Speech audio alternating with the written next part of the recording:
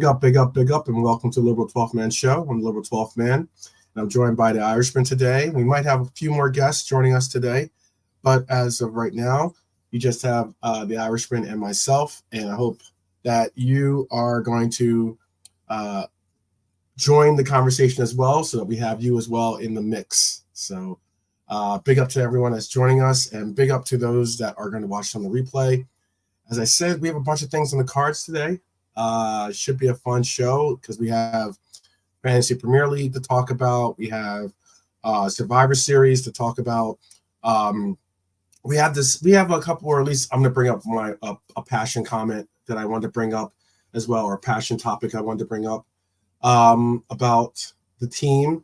We have some news about some players that are going to be with us and some players that aren't going to be with us coming up for tomorrow's match against Bologna, and possibly even for this weekend matchup as well. And we also have the press conference to talk about. So a bunch on the cards, like I said, to talk about today. But first, let me introduce the Irishman to the chat. How are you doing, the Irishman? Yeah, very good, man. Very good.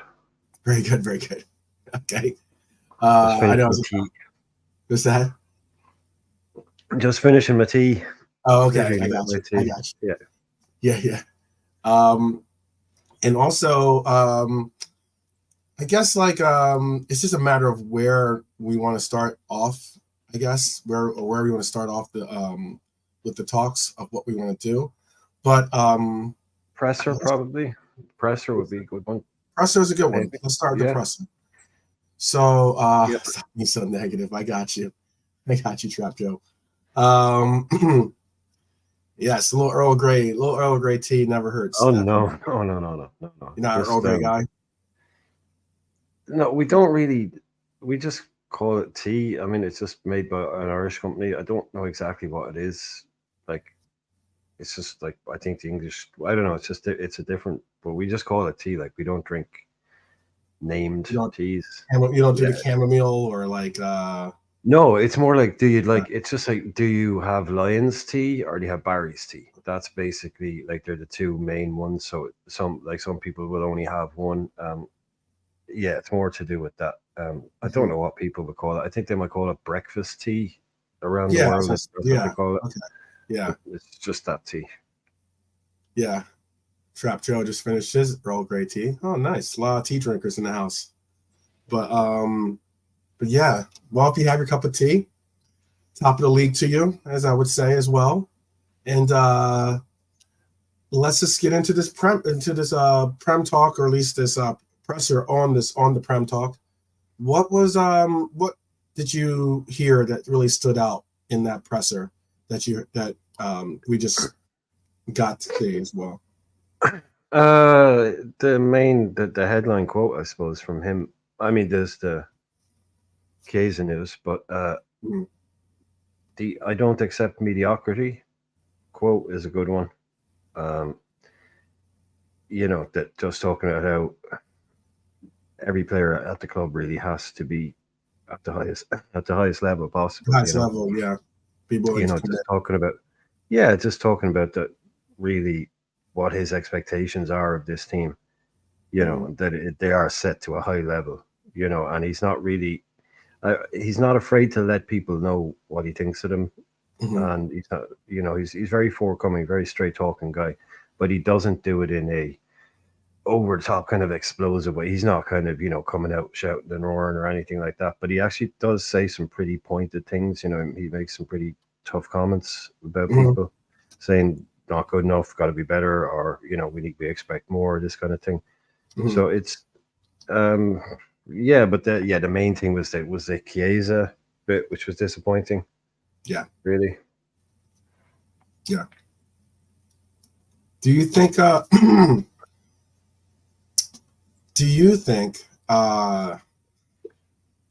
Chiesa is going to do you really think that Chiesa is going to compete for a starting position on this team, or is he going to be a primary squad player going forward with the club or is it a point to where let's just wait to see what we get from him when he reaches his peak health or peak fitness and what he can contribute? or do you really see the future holding him as being a potential starter with the players? Consider instead of saying that all the players remain. Well, there you go. You see, with this long out and this little football under his belt, it's no surprise that he's picked up an injury after playing again. I'm not, I was hoping you weren't going to ask about being injury prone or anything like that, because I think Yeah, no, it did go through my mind, but I it's didn't want to. understandable. The Yeah, no, Iago, it's something like that. Yeah, it's understandable. the Iago This lessons. much, this much of a break without playing, he comes back and all of a sudden he goes, at 90 miles an hour or what at 100% on the pitch, maybe picks up something. I'm not really that surprised by that. So I'm not too worried about that. I don't think he takes Mo's place while Mo is still here this season. I think it might even be a stretch if Mo was to stay. If Mo was to leave, I still think we might look to bring in somebody else. I just think he's a really strong rotation option for more than one position. But it's up to him to get in and to nail down it. But he's got a hell of a job on his hands. But I reckon for this season, he's going to be happy just to. Well, I don't want to speak for him, but he looks happy to be kind of a new start. He's not here demanding, a place in the first 11. So, yeah, I don't see him. Yeah, no chance. I don't see him taking Salah's spot, really, to be honest with you. But that's football, It's here to make us all right. I like him. Yeah, no, he's injured. He might be out injured. No, he's injured. Yeah, that's right. No, he is injured. He won't be So, playing this weekend either. As well is the report. Apparently, yeah. Yeah. And also, there's another player that was mentioned as well, not being available. Diego is not going to play either, by the way. He is apparently took a little bit of a foot or a knock in the Wolves game. Something that we didn't really see, but where I didn't pick up that he got, like he didn't like limp off the pitch or anything like that. But yeah, Diego is apparently got a little foot bruise or a knock on his foot, something like that. So yeah, so both Diego and both Chiesa, two players up front, will not be available for us tomorrow. And I don't know if Diego's not going to be available for the weekend.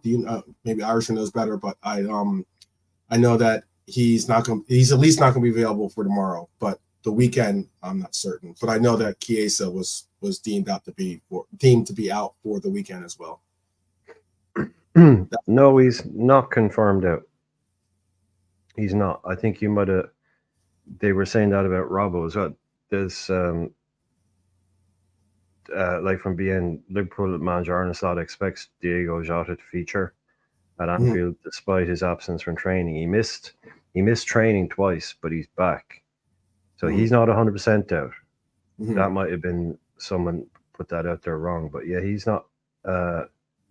He missed two training sessions, but he's potentially. They expect him to start, so he's okay. It's Robbo as well as the other one that they're saying got a kick. So he's one that could be out too, but yeah, the Jota one. I don't expect Jota. I don't know why everyone's got him starting. I mean, like if he had a knock, what's the point of starting him on tomorrow? And then what? Not starting him? Then you're going to try to start him on the weekend? I think Jota won't start tomorrow.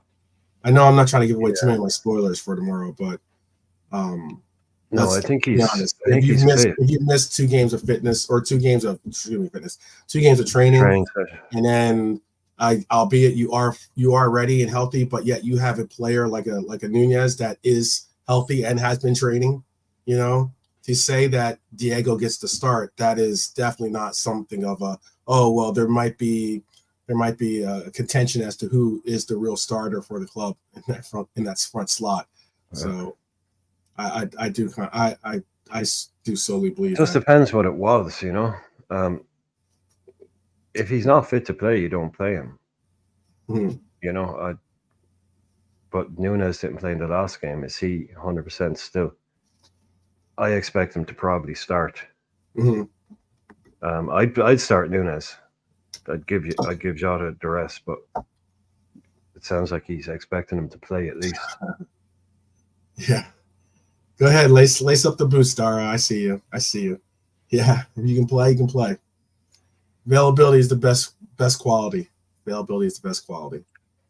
Um, so was there anything else though? How about for like what Macca had to say? Did you get anything from that as well?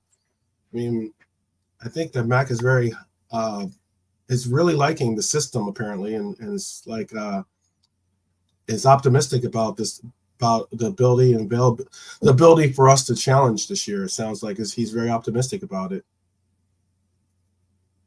Yeah, the system I think is common to him now. Mm-hmm. The point that he made about it being having the freedom to play. He said having Yeah. everybody we have a system, but we have freedom as well. He said when we have certain possessions or whatever, we're not told where exactly to be. We can. He said sometimes it can be two number sixes, sometimes it can be Mm-hmm. one, sometimes it can be this, sometimes it can be that.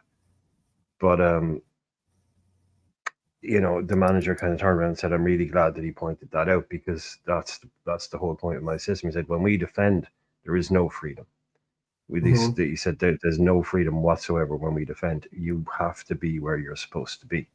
But Mm-hmm. when we're attacking and we have the ball, there is." And he said, "I'm glad Macas has spoke about that because we're not just a team where everybody stands here and everybody stands there." He said, "Yeah, when we're defending, there's no room for freewheeling or people doing what they want to do, but very structured. But then when you get into it, there is that ability for people to improvise and to do what comes naturally to them as attacking footballers." I think that's the point he'd been making about the likes of Diaz and Sabazlai and getting more. It's like probably just becoming more naturally less predictable or less kind of structured in their movements and just doing more what comes naturally to them, just sticking the ball in the back of the net. That's why they grew up playing football, is sticking the ball in the back of the net. So I like that. And yeah, Mac he didn't go too deep into a lot of stuff. Obviously he's doing the presser, so we know he plays. Right. If nothing else, we know Mac is playing tomorrow. So Nunez was sick. I don't believe that Nunez is still sick, by the way. no, he's been training. He's Yeah. cool. I think he's Look, I don't know. It's you never. I'm starting to not know what's not now. But I'd give Jota the night off. I'd make a few changes. Yeah. Nunes would probably be one of them. Gakpo, Simicas. Yeah. Yeah. I mean, I don't see what's the point Especially if of. Robbo has a kick. Yeah. Sorry, especially if Robbo got a knock as well. Like even if it's not that serious, then that's a chance to give him a night off. Play Simicas again. He played against AC Milan. Could be a night to You give know, Gomez to start too. I mean, depending on what. at left back. Yeah. Oh Depending yeah, yeah. on He could. depending Yeah. on what Simicast, if Yeah. Simicast is fully recovered from, the that what seemed to be a little bit of inflammation on his knee when that night or Yeah. that day that he got, I showed the picture of the ice on the knee and he was walking, and then the next game, Simicast wasn't the player, even though it was very late in the game.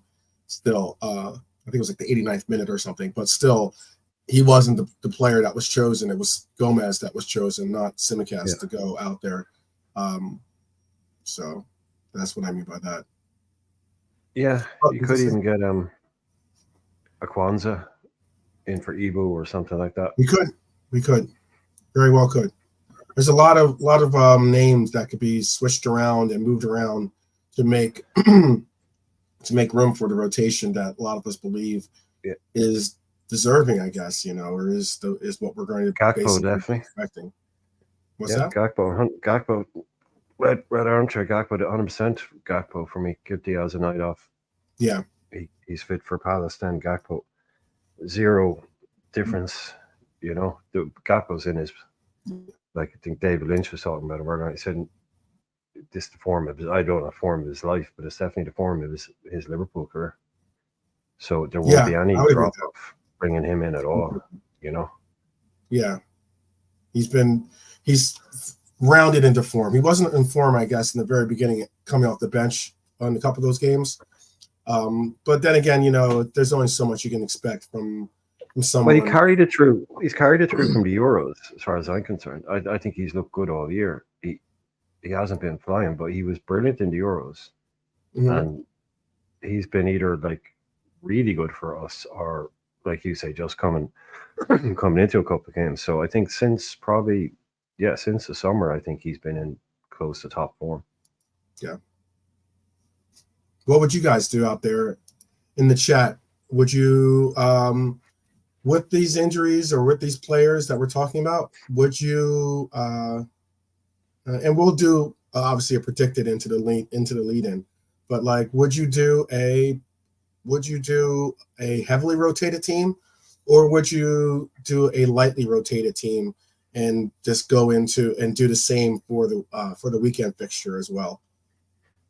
It's a I'd 12:30 be doing start, three. by the way, too. It's a 12:30 start on the weekend, so you know how we do with those. I'd be doing three anyway. Been doing at least three. Yeah, I'd be doing Simi for Robbo, Gakpo for Diaz, Nunes for Jota, and maybe even a Kwanzaa for an Ibu.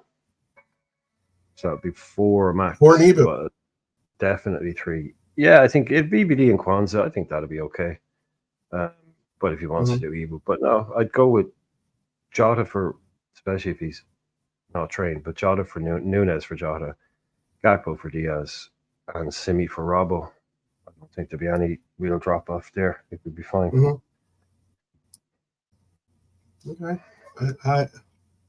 I might even go. I know Nalante would like to hear this, but I might even go as far as to allow for Virgil to have the day off and start Ibu and Kwanzaa together in this one.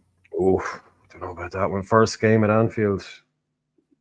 I know. I wouldn't like to give. That might be controversial. That news. Yeah. No, I think the captain. I think the captain should lead us out tomorrow night. I think. Well, I would start Trent. I would start Trent and have Trent lead us out. Oh no, I mean their captain. Their captain should obviously a captain would lead us out in the event of VVD, but the captain should lead us out. I got you. In that game, and I don't think he'd like to hear that he's missing out at all. Oh, I think he just heard. I think you'd get that look. Yeah, you'd be getting that look. Yeah, you'd get that look of his certain. He's on the phone to his agent. Yeah, he ain't signing no deal. You got to. He's just like 12. I thought we were boys. What's going on? He's got a contract to be signed. We need to keep him sweet, Yeah. Sorry, Trent. Trent. I gotta call him Trent. Virgil. Trent would do okay. Trent will do okay. Tell us why, Trap Joe, you don't like the Gakpo Nunes mix. Tell us why. I can tell you. I can understand. That's interesting. Why he would? I know, and I did bring up a concern about that too, a slight concern with it, and I'll wait to see. Both are left heavy. Yeah, but if you that's the thing. If Nunes does what he's told, Mm-hmm. Gakpo does what he's told, then I know that they are playing with like Gakpo go to the middle. I like Gakpo on the left and only on the left. That's where you get the absolute best out of him. So yeah, you don't want people cluttering up the spaces as such. But yeah, I don't think Gakpo is an assister. I think he's a goal scorer from that side. Cody's more to me. Cody. Oh, sorry. Go ahead. No, yeah, he's a goal scorer. He's not he's a goal scorer. He can create. Yeah. But his first thought is goal. He's like Salah. He's trying to get goals from the left. He's not a winger, attacking midfielder. He's a wide forward. He wants to score. That's his first objective. So yeah, he's not a natural born creator for a striker off him. So I can imagine, like Nunes does need people to, feed the goat, as it were, or feed, give him something to work with. And I don't think Gakpo is probably the best at that. I don't know Right. if Diaz is either, because Diaz is quite not selfish but driven, to score goals as well. Better creator than Gakpo, more natural creator. Hmm. But I That's can, why. yeah, That's why I was when what game the game that he scored 2 goals when um excuse me, Cody scored 2 goals, and he played with Nunez up front, up top, I should say, right? And why I was mentioning at the time that Cody was looking for his shot more than looking to pass. That's what I was trying to get across. At least I wasn't saying that Cody had a bad game or Cody was being selfish or greedy. I wasn't saying that at all. I mean, he's got a striker's mentality when it comes to the front line. But I was also saying that having that mentality, it means, the West Ham game, definitely, KJ. Big up to you, KJ. Big up to Bernie, by the way, and MK Toe and Philip that have just joined us. Big up to Red Armchair Supporter as well. Big up to all of you guys. In that game, for me, it kind of symbolized what the relationship would be.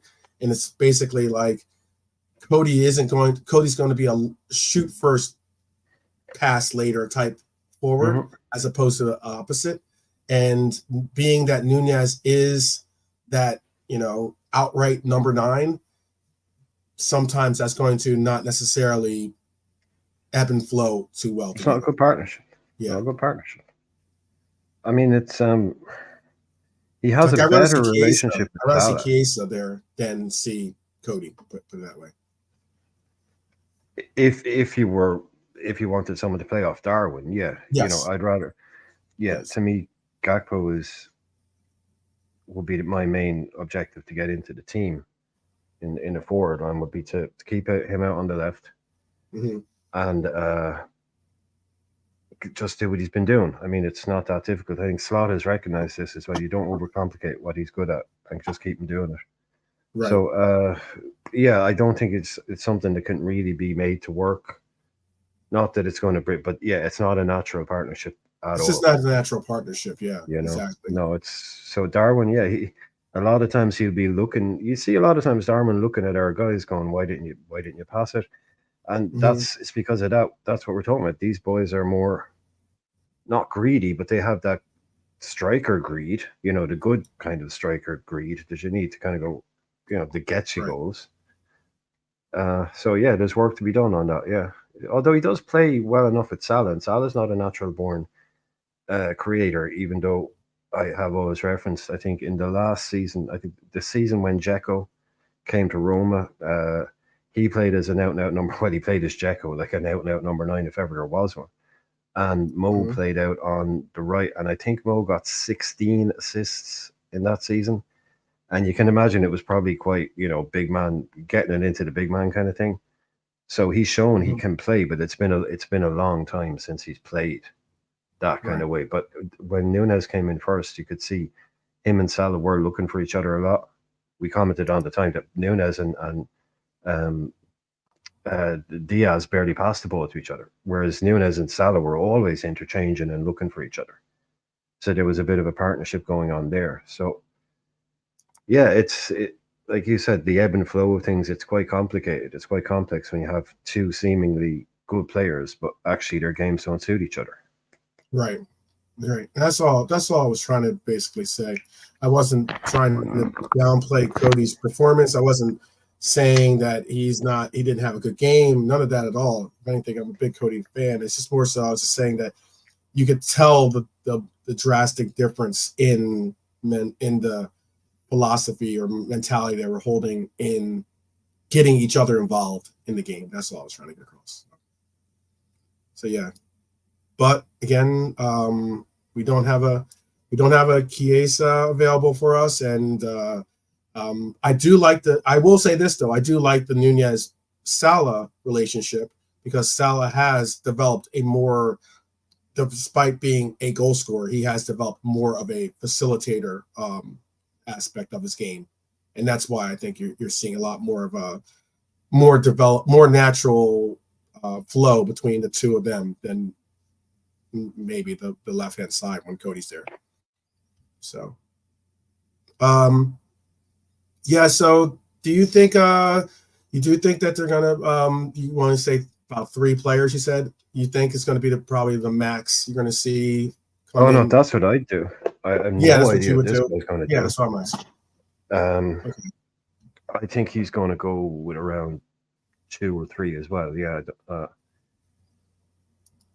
Hmm. but I just don't know what he's going to do up front. But I would go with Nunes, and I would go with Gakpo. I think Gakpo definitely gets in. Okay. So yeah, and I think he'll go. I think he will make a change in the back four, probably at left back. But I think he'll keep the midfield three the same. I don't think he'll change anything there. Hmm. And Salah will start. Trent will start. Okay. So yeah, I Hmm. could guess most of his team, but yeah, I just don't know what he's going to do up front in the Okay. number 9. Don't know. Yeah, Interesting there's one. yeah. It is for preparation for not only tomorrow, but obviously for the weekend. So, we have a lot to look forward to as to what we're going to see from us as well Nice early as we kickoff do. down to London for an Yeah, early one. Lovely. yeah, yep. I'll bring up this that. Also, take a look at the private chat real quick. I'll be right back. Oh, sorry. Yeah. Okay. So where are we? I better scroll up. Oh, yeah. Right. What have we got? We've got Palace, Southampton, and Wolves. That's not looking great to start. Um, Wolves on 1 -10. That's pretty poor. -9. Jesus. I'd say you could probably already cut Southampton adrift. You could probably cut Wolves adrift if they don't buck up pretty quickly. Yeah, that's pretty grim reading. And yeah, I know Bernie. That's it. Top league. Yeah, Bradley. I think Bradley. He can. I think. You see, I just think because it's the first game at Anfield, he's going to bring in a lot of the big. I think Virgil, Trent, Salah, Ali. I think they're guaranteed to start. But I think you might get that kind of unhappy Trent again. But hopefully, we'll be in a position where we've got a 3 goal lead, 3-1, something like that, with an hour gone. I think you'll definitely see Bradley then. I think you'll definitely see a Jones then, and then whichever one of the strikers doesn't start, I think that's then you'll see them come in as well then.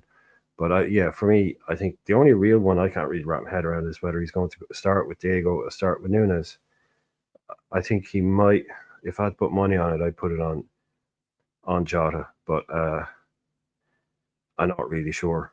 I would think then again, like for the Palace game, you're looking at pretty much a similar team, but you can just totally refresh it by bringing in Diaz, whoever it might be up front, and then Robbo and maybe Ebo. So I think we can kind of navigate both of these 2 games by not making a huge number of changes, but also making like just enough. So say over the 2 games, over the Palace game and over this, he'd be maybe making 6. So 3 for this, and then 3 back, or maybe 7 with 4 for this, and then you might keep someone in for the Palace game. I don't know, but I think, or you could even get a situation where Jota starts both. I could see that, but I just think definitely for one, Gakpo has to start it. I would have been interesting to see if he'd been fit. I don't think he would have. I don't. Yeah, if he'd been fit, I think Chiesa would have been someone else who would have gotten maybe a half an hour for Mo Salah time. But yeah, he wouldn't have started either. But yeah, I don't see the midfield changing at all. So I think you're looking at Bradley Jones, and whoever doesn't start up front coming on after the hour mark. Those would be That's the way I'd be looking at it. That's the dog again. Come on, Coco. Come on. Coco's coming to the rescue to help. Yeah, fill in for me as well. She was there 2 seconds ago. Now she's gone. Okay. That's John. Yeah. City Foden. Says, oh, look at that. Yeah, it is us at the top of the league. Fancy that, huh? And it's proper Fancy top of the that. league as well. There's none of this goal difference nonsense or any of that. It's proper top of the league. Proper top of the league. No worry about GD. Everyone's on the same. There's no like games in hand or any of that stuff right now. Yeah. Played 6, win 5. That'll do it. Yeah. Yeah, looking at a really, really interestingly forming week 6 on the table here. Liverpool at the top, Man City and Arsenal at second and third, and also having Chelsea, a surprise 4th place for Chelsea currently. I would say surprise because I don't think many of us had them in our top 4, possibly. Not many of us. I'm not saying all of us. I'm saying many of us had Chelsea in the top 4. Spurs looking at a dismal 8th right now, despite being only like a point or 2 off of the top 6 right there. So, yeah, it should be an interesting little run there. Yeah, well, Ipswich in 15th. They were my pick to stay up. So yes, but they haven't won a game yet. I don't think they have anyway. But they've played their games tough. Yeah, they've gotten some draws. Yeah. But I mean, it's not looking good for Southampton or Wolves. I would have expected more from Palace. Bournemouth The sheer fact that Palace is in 18th place, that's wild. Yeah. That's wild. I know a lot of us had higher expectations. I mean, like, we're going to see Palace in the weekend, right? So there's no. I would have been swapping them with Forest. If you know what I'm saying. You know what though? I understand that. Around that. I totally understand that. After around 6 games, I would have had Palace somewhere between like 10th and 12th, and I would add Forest maybe 16th to 18th. Just purely because they're a crazy owner and they're crazy transfers. But Nuno's done a hell of a job. Out of nowhere, he's just done he should be manager of the year or could be manager of the year so far. Who on this table then? Who, like, looking at this table? Who in this table is the biggest surprise by their place? Whether it's how high they are or even how low they are. Who is the biggest surprise on this?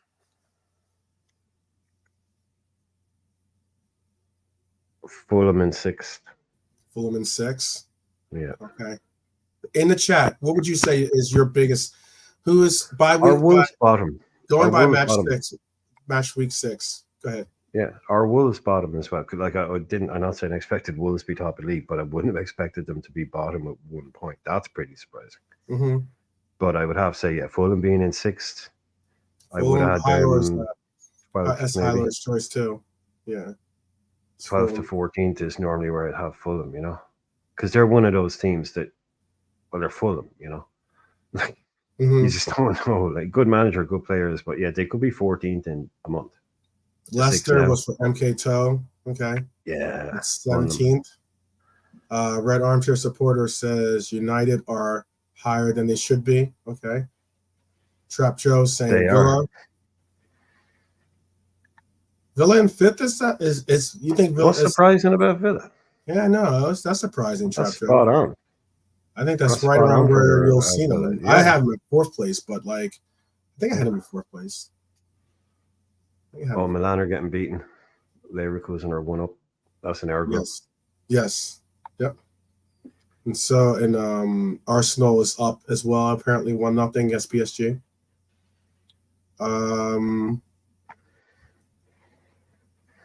Palace also. MK was saying. Yeah. Very surprising. And for Bernie, she thought Manchester United would be at the bottom. Yeah, there you go. They are bottom feeders, so it doesn't matter. I agree with that one. Wolves have had such. This is KJ saying Wolves have had tough start, but they haven't played badly. Just results haven't gone their way. I think that's a valid point. I think that they have. I mean, like, you would think, though, the goal differential, minus 10 goal differential. Minus 10 and 1 point might tell you another story. Yeah, that might tell you another story. But there's ways of playing badly that may look heroic. And yeah, there's a bit of a painting of a narrative going on around there that they've started very well and been unlucky in games, blah blah blah blah blah.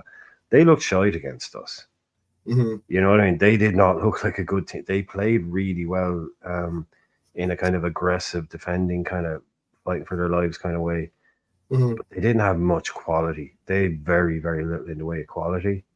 Mm-hmm. So they can't really be that good. Like they are the worst team across the league all season for a reason. Like they're worse than Southampton.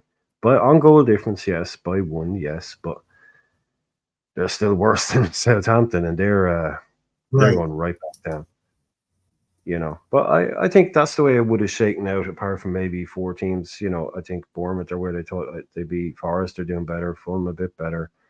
Mm-hmm. Ipswich, like I say, I picked them to do well this season, so hopefully that continues. But yeah, I think Villa are where I would have had them, like fourth or fifth. Chelsea, yeah, definitely not fourth, but swap them with Spurs maybe. Spurs in fourth, Yeah. Chelsea in eighth, something like I that. was After 10 games, not after the end of the season. I mean, just potential I kind of was thing. I But was just gonna say that the one thing that you can look to see maybe is uh if you do look at the groupings and the likes, Nottingham Forest. Forest is going to be better than I don't think they're going to be a team that is going to be competing for or trying to stay out of relegation. I think the reason why I'm saying that is I think that Forest will I don't want to say upset, but certainly, well, yeah, I guess it wasn't upset against us. So I'll say that. This would be a strong and bold to say. I think Forest will cause some other teams in the league problems the same way that they caused us problems with their setup. And all things depending, I think they'll get a couple of results from a couple of teams that you weren't expecting them to get results from. just keep an eye on them. They're a basket case of a club. So as we say over here, the leaves are still on the trees. Mm-hmm. It's early days in the season. Still, like Nottingham Forest could be relegated in last place. They're just a complete nutcase of a club. So Mm-hmm. right now they're doing really well. They haven't got that kind of, like, you look at a club like Brighton, you just think stability. Mm-hmm. You just think well-run club. Same with something like Villa. Nottingham Forest are a real soap opera club, so they could be anywhere at the end of the season, anywhere, I get but what nowhere higher than ninth. But yeah, they bought so many players over the last 2 years that they had to eventually get a good squad of players together, and they do have some really, really good players. But if just yeah, the owner doesn't they interfere and do. lets the manager get on with it, they could be okay. Mm-hmm. They should be, like, they really shouldn't be getting relegated, not with the players they have. So, uh, Ant won't like to There see it, but was they're talk. what 7 places ahead of Leicester. Yeah, You know, I was gonna bring up this as it's not necessarily a segue, but like I was gonna bring up this news about there's some news in or at least I know transfer window's long away, and I know that we have certainly settled into understanding what this team, the shape of it, what this team is going to be when it comes to the starting lineups and the players that are going to be called upon when needed. But there has been some talk about us doing either a Leverkusen raid. I've heard that as being a possible thing for this summer, upcoming summer, not necessarily for this winter break, but for the summer. But then there's also a player that I've heard of that I'm interested if anyone in the chat's heard of this player, or I know KJ's in the chat, KJ and Hylor as well. I know you guys keep a stern eye on other leagues and other players in those leagues. There is a player that plays. Here, let me bring up his picture. Actually, this young man has been reported to be rumored as a interested target. I know KJ was talking about Gomez in the French league, as well as being a possible heir, or not heir, but backup or understudy to Gravenberch or Gravenberg. But this is what is being said. There's rumors about this young man. He's a 22-year-old. His name is Merlin Roll. He's a 6 foot. He's a 6'4" player.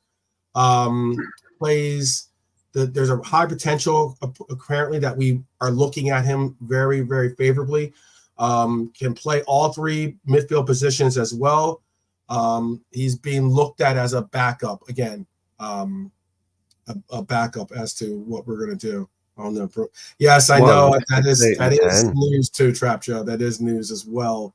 I can bring up that news after this, but about like Bruno. when they say all three, did they mean like 6, 8, and 10? Or yes, they right, believe that he can play. Hold on, I'll bring up his player profile for you. Yeah, it's not that he can play left, right, and center. It's that he can play all three through the middle type of thing. Right. All three midfield positions, not necessarily the cam position, but I'll double check for you because I know I have this player role right here. Where is he from? Yeah, he can play he can play center mid and he play DM currently. He plays on Freiburg, SC Freiburg. Are they German like? Yes. He's German. Okay. Yep, German. Right now he's at this is dollars, not pounds or euros. He's at what's his name was? Merlin. I like his name, by the way. Merlin in the middle. Roll. We could have Merlin in the middle, basically. His name is Merlin, Merlin, like the source. Yeah, but Merlin Roll, was that what you said? Roll, yes. ROHL, and like the O has has like some accent marks on them, and as well an umlaut, 2 little dots. Yes, two dots. Yep. Yeah, it's an umlaut. Yeah, it sounds like something you get in a sushi bar, a Merlin roll. Yeah, there you go. Okay. Yeah, you could say that. Yeah, okay. Never heard of 4, depending on where you're looking. 22 years old, is German born as well. He's a German born player as well. Is his preferred foot left and right. So he uses both. He doesn't have a preferred foot. He likes both his feet. Likes both. Yep. Likes both his feet. That's good to know. Good to get on with your feet. Literally never heard of it. Tactically, technical, decent scores. Not the greatest of scores, but a little bit. His weakness could be ball control, but his strength is high pressing as well. His strength is in high pressing, and yeah. Okay. Center mid. He plays center mid, and he plays also DM. By the way, those are his preferred positions, but he could play on the left or right as well, considering he has both. He can play with both the left and the right foot. So young guy too, 22 years old. So it's not like he's should be interesting. This is a name out there that was that I saw that kind of piqued the interest. Yes. So, and it's a name that obviously isn't exactly the. It's a name that the price tag isn't too alarming. I know that we've been reported that we're going to, in the summertime, possibly try to do a strong effort into getting some of the Leverkusen talent to come to Liverpool. Whether it's Frimpong, I've heard being a possible replacement for if Trent were to leave. I know that Wirtz is a very, very talented player that we're looking at as well. But we're going to have to contend against Real Madrid for his services. And also we're going to have to obviously, break the bank to kind of bring him in and also pay for him once he is here. And then there was another player too. It was one of their backs.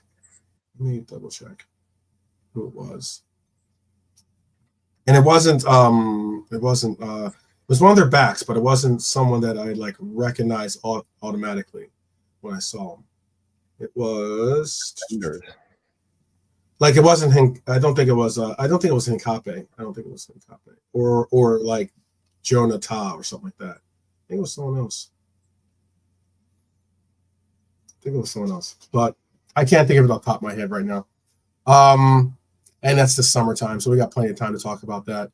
I tell you what, I will want to talk about, and that No, I want to talk about is summer now. I want transfers now. I want them tomorrow. I want transfers now. yeah, And I want, yeah, I want to sell everybody, and I want to buy Florian Wirtz tomorrow. Make it happen. Did yeah, you see that story actually? Um, thing he was talking about it the other day. That they're trying to get that thing now where they're going to close the transfer window when the yes. season starts. But it This would was the happen guy, last season. anyway. I know he Yeah, it would spelled it happen wrong. last season. Yeah, I'll go Palacios. for it. Hmm. Yeah, I'll Palacios. spell it right for him. He spelled it Yeah, kind of wrong, but it's okay. It's not an I easy know name to spell. what everybody thinks He's a about that. bang. I think it's a good idea. Yes. Um, Closing the window like after the first game has started, and that should be the end of it. But I think it was Hmm. only La Liga. Yeah, it was La Liga. Like it would happen last year. All the big five were prepared to do it. The Premier League, um, Germany, Italy, France, but it was only Spain that said no. So Hmm. this season or next season, that's probably going to happen. It's not a big change, but I Oh, prefer that. Like once about the the first game, transfers. Yeah, about the date. yeah, Yeah, about the once the dates first game being has all started, 5 weeks. Yeah, like yeah. yeah, like first game of the season on the first day, same day, and then that's when the window closes. Yeah, None of this bullshit where you can make transfers 3 weeks into the season. yeah, yeah. Have So your team ready, basically, and keep it moving. yeah, you can't get poached. It's so easy for somebody like to a bigger team to have an injury, say, in a certain position, and Hmm. then go and just take a player from, say, a Forest or a Brighton or something like Hmm. that that Hmm. might not have enough time to replace them with the season already up and running. So it helps teams feel secure in when that once the season is kicked off, that's your squad. I like it anyway. Yeah, I was going to bring up, since Verge is already peeping around the corner here. It was some news about Virgil. I don't have news about Trent's contract situation, but there was a post by a Nico Shira, Schira. You can all look to see how credible this source is, but this is what the source is saying. He's saying this team is finding, Liverpool defender Virgil van Dijk has asked for a 3-year contract extension at the club. So in essence, he will be asking for an additional 3 years, not 2, but an additional 3 years Mm-hmm. on top of the year that he has currently. Are you cool with that? If that is a valid report, and that's what our captain is asking for, would you give Virgil another guaranteed 3 years, or at least guaranteed as in getting paid for 3 years? Um, big up ends, big up Yeah. ends. Are you sure Would that's you? the real one? That's the I don't. UFO ends. I Yeah, think I think it that he's is. I in. think it is I because think I he think came I've in on the seen. back of I that know the comment. UFO ends is kind of is suspect, but I think it is Uh, because I saw the UFO ends in the Coppish chat, and he was engaging with people. Um, but if it isn't, then hello to Ends' burner account or Ends' fan club. No, man. I just saying. I think he came in on the back of that comment. That's all Yeah, I'm saying. exactly. Maybe it's that guy. He's I just don't come in know. through I that. don't know. If what are you talking? He's 30, Yeah. 7 probably ish. Then I mean, there's absolutely no reason he can't go on and do what Thiago Silva did at Chelsea Right. or a Ramos or someone like that that played until that kind of age. Not no problem whatsoever for me. None, zero. You know. Yeah. Um, is he someone that you build your future around? Yeah. No. Um, but he's kind of there as long as he's there. You give him that 3-year deal, that three Right. year extension. In 2 years' time, he could be sold for 20. Yeah, I mean, he could leave. He doesn't. That doesn't mean he's going to stay. He could leave in 18 months' time anyway. He Mm-hmm. could, decide he wants to go or something. Whoever, you don't know. Like 6 months is a long time in football, let alone 3.5 years. So I would give him the contract. I'd prefer it to be this year plus 2 at maybe a higher wage. If he Mhm. wants this year That could plus be. That could 3, be their. That, I mean, that's what he's saying he wants. oh That could yeah, be I'd be their lowering it. I'd be yeah, lowering the money. their compromise or their counter offer. Yeah, I'd lower the money. I'd lower the money. If I can give you the security of 3, but I'm giving you 180. If you want 2, I can give you 220. Yeah. Something like that. I don't know. They're just made up numbers. But I would rather kind of a 2-year deal. Uh, I'd rather that's what he came in and asked for. I think that's a better chance of getting. The 3-year deal. It's a long time. It would be unusual for FSG, but it might be the first time they can recognize the older talent. Football is different. It's all about this and that. Sometimes there's a special player that I don't know. I'm trying to second guess them, but I think he Yeah. deserves it. I think he deserves. I think it would make sense for the club. I think take him up to the age of 35 anyway, and he could still leave, and you could still get 10 million quid from LA Galaxy or something like that, or New York or Saudi or Right. somewhere. He decides to go and do something different in a couple of years' time when he himself realizes, do you know what? Actually, It's the knee is time to starting to go. hurt a bit. Yeah. Yeah, Yeah. the knee is starting to hurt a bit. The back is a bit stiff every day now, and I can't be doing another Premier League season. I can just go, semi-retire somewhere. So yeah, I have no problem with giving him a good, uh, a good deal. That's no, Currently, I don't think they will the either. cap is on 220,000, 220 Yeah, thousand pounds a week. Obviously, like his if he wants a bump, then you have an issue. what's that? If he wants a bump, then you have an issue. Right. That's what I was going to say. Like, so 3 years, great. But if okay, new channel. That's his. Ends always Okay. has new channels. Ends and Savage have like they are a network within themselves. They have a UFO channel. I got you. I can't believe Um, K-Mac doesn't have one. I can't believe K-Mac doesn't have a UFO channel. You're I going to wouldn't give be him ideas, man. I would not be surprised. But what I was going to get at is that Someone you're put the right. link Two for hundred twenty UFO and thousand pounds that way. for a 3-year extension at his current rate. Okay, but would you give him a 3-year deal at closer to probably what he's going to ask for, and that would be probably like 275 at least, maybe if not 300,000. Yeah, that's the thing. I mean, Is like for him to say that he deserves what Mo Salah gets is one thing, but for him to at least say, I'm worth at least 50,000 a week less yeah, than what you know than what K-Mac is making Salah one. is Yeah, making. yeah, fucking don't. K-Mac is making one, bro. Yeah, Okay. if there's any mods in the chat, will you put the link for UFONs in the Yeah, chat? make sure you put the link for UFO Yeah, fans. yeah, yeah. I'm Make sure it's sure you going to do. be full of flat Earth thing. Okay, so he's he's coming with the UFO channel, and Savage is doing a flat Earth channel. Okay, we'll see. There must be must be very quiet in the football content where must be not a lot going on or something. You got to make this. Maybe Yeah, yeah. Or we maybe got they're just trying Nalante to. in the house though, which is cool because Nalante loves Virgil van Dijk just like all of us, and And he a is flat Earth. concerned about consuming or not consuming. What's the word I'm looking for? Like being conservative with this play and or playing time, and how much we end up trying to utilize him in our lineups. So Nalante, big up. How are you doing? Yeah, big up 12, big up, bro. Blessings Yeah. to the chat as always. Big up. No, don't worry, got my Jerry Springer moment at the end, but there Yeah, you no, go, that as is per man. usual. Yeah, we're all looking forward to it. We're looking forward to Yeah, it. I'm only winding you up, and man, I'm only winding you up. Yeah, I'm Yeah. sure it's good. Yeah. I'm sure it's No crack. interesting. I'm sure I nothing against it. He lives in London. He sees kind of aliens all over the place every day, man. And I got questioned about the UFOs too, being out in Arizona. So I get it.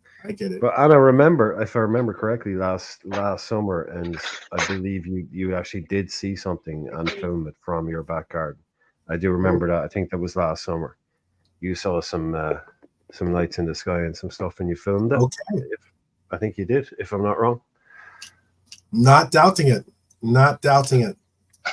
5-1. Wow, Dortmund is really bringing it to Celtic right now. Oh, No surprise. No surprise. yeah. Brendan's pre-match, we need to take it to the next level in Dortmund. Team talk obviously didn't work. Nice one, Brendan. Yeah. Never stop being Brendan. Never Keep stop being being Brendan. Brendan. It's certainly true. Hyler says, he will be very surprised if Van Dijk gets a new 3-year deal. He's 33, maybe a 3rd year as an option. That could be a counter as well. They could say, hey, we'll give you a 3-year deal with this 3rd year being a team option, not a player option. We didn't take the option bit into account in our conversation. That's a good point. We never took because there is a lot of those option type deals to go around. So yeah, that's very possible too. Yeah, we should have mentioned that. Maybe it could be just an option, team or player option, but definitely a team option. Yeah, sometimes you get one or the other. Sometimes you get a both.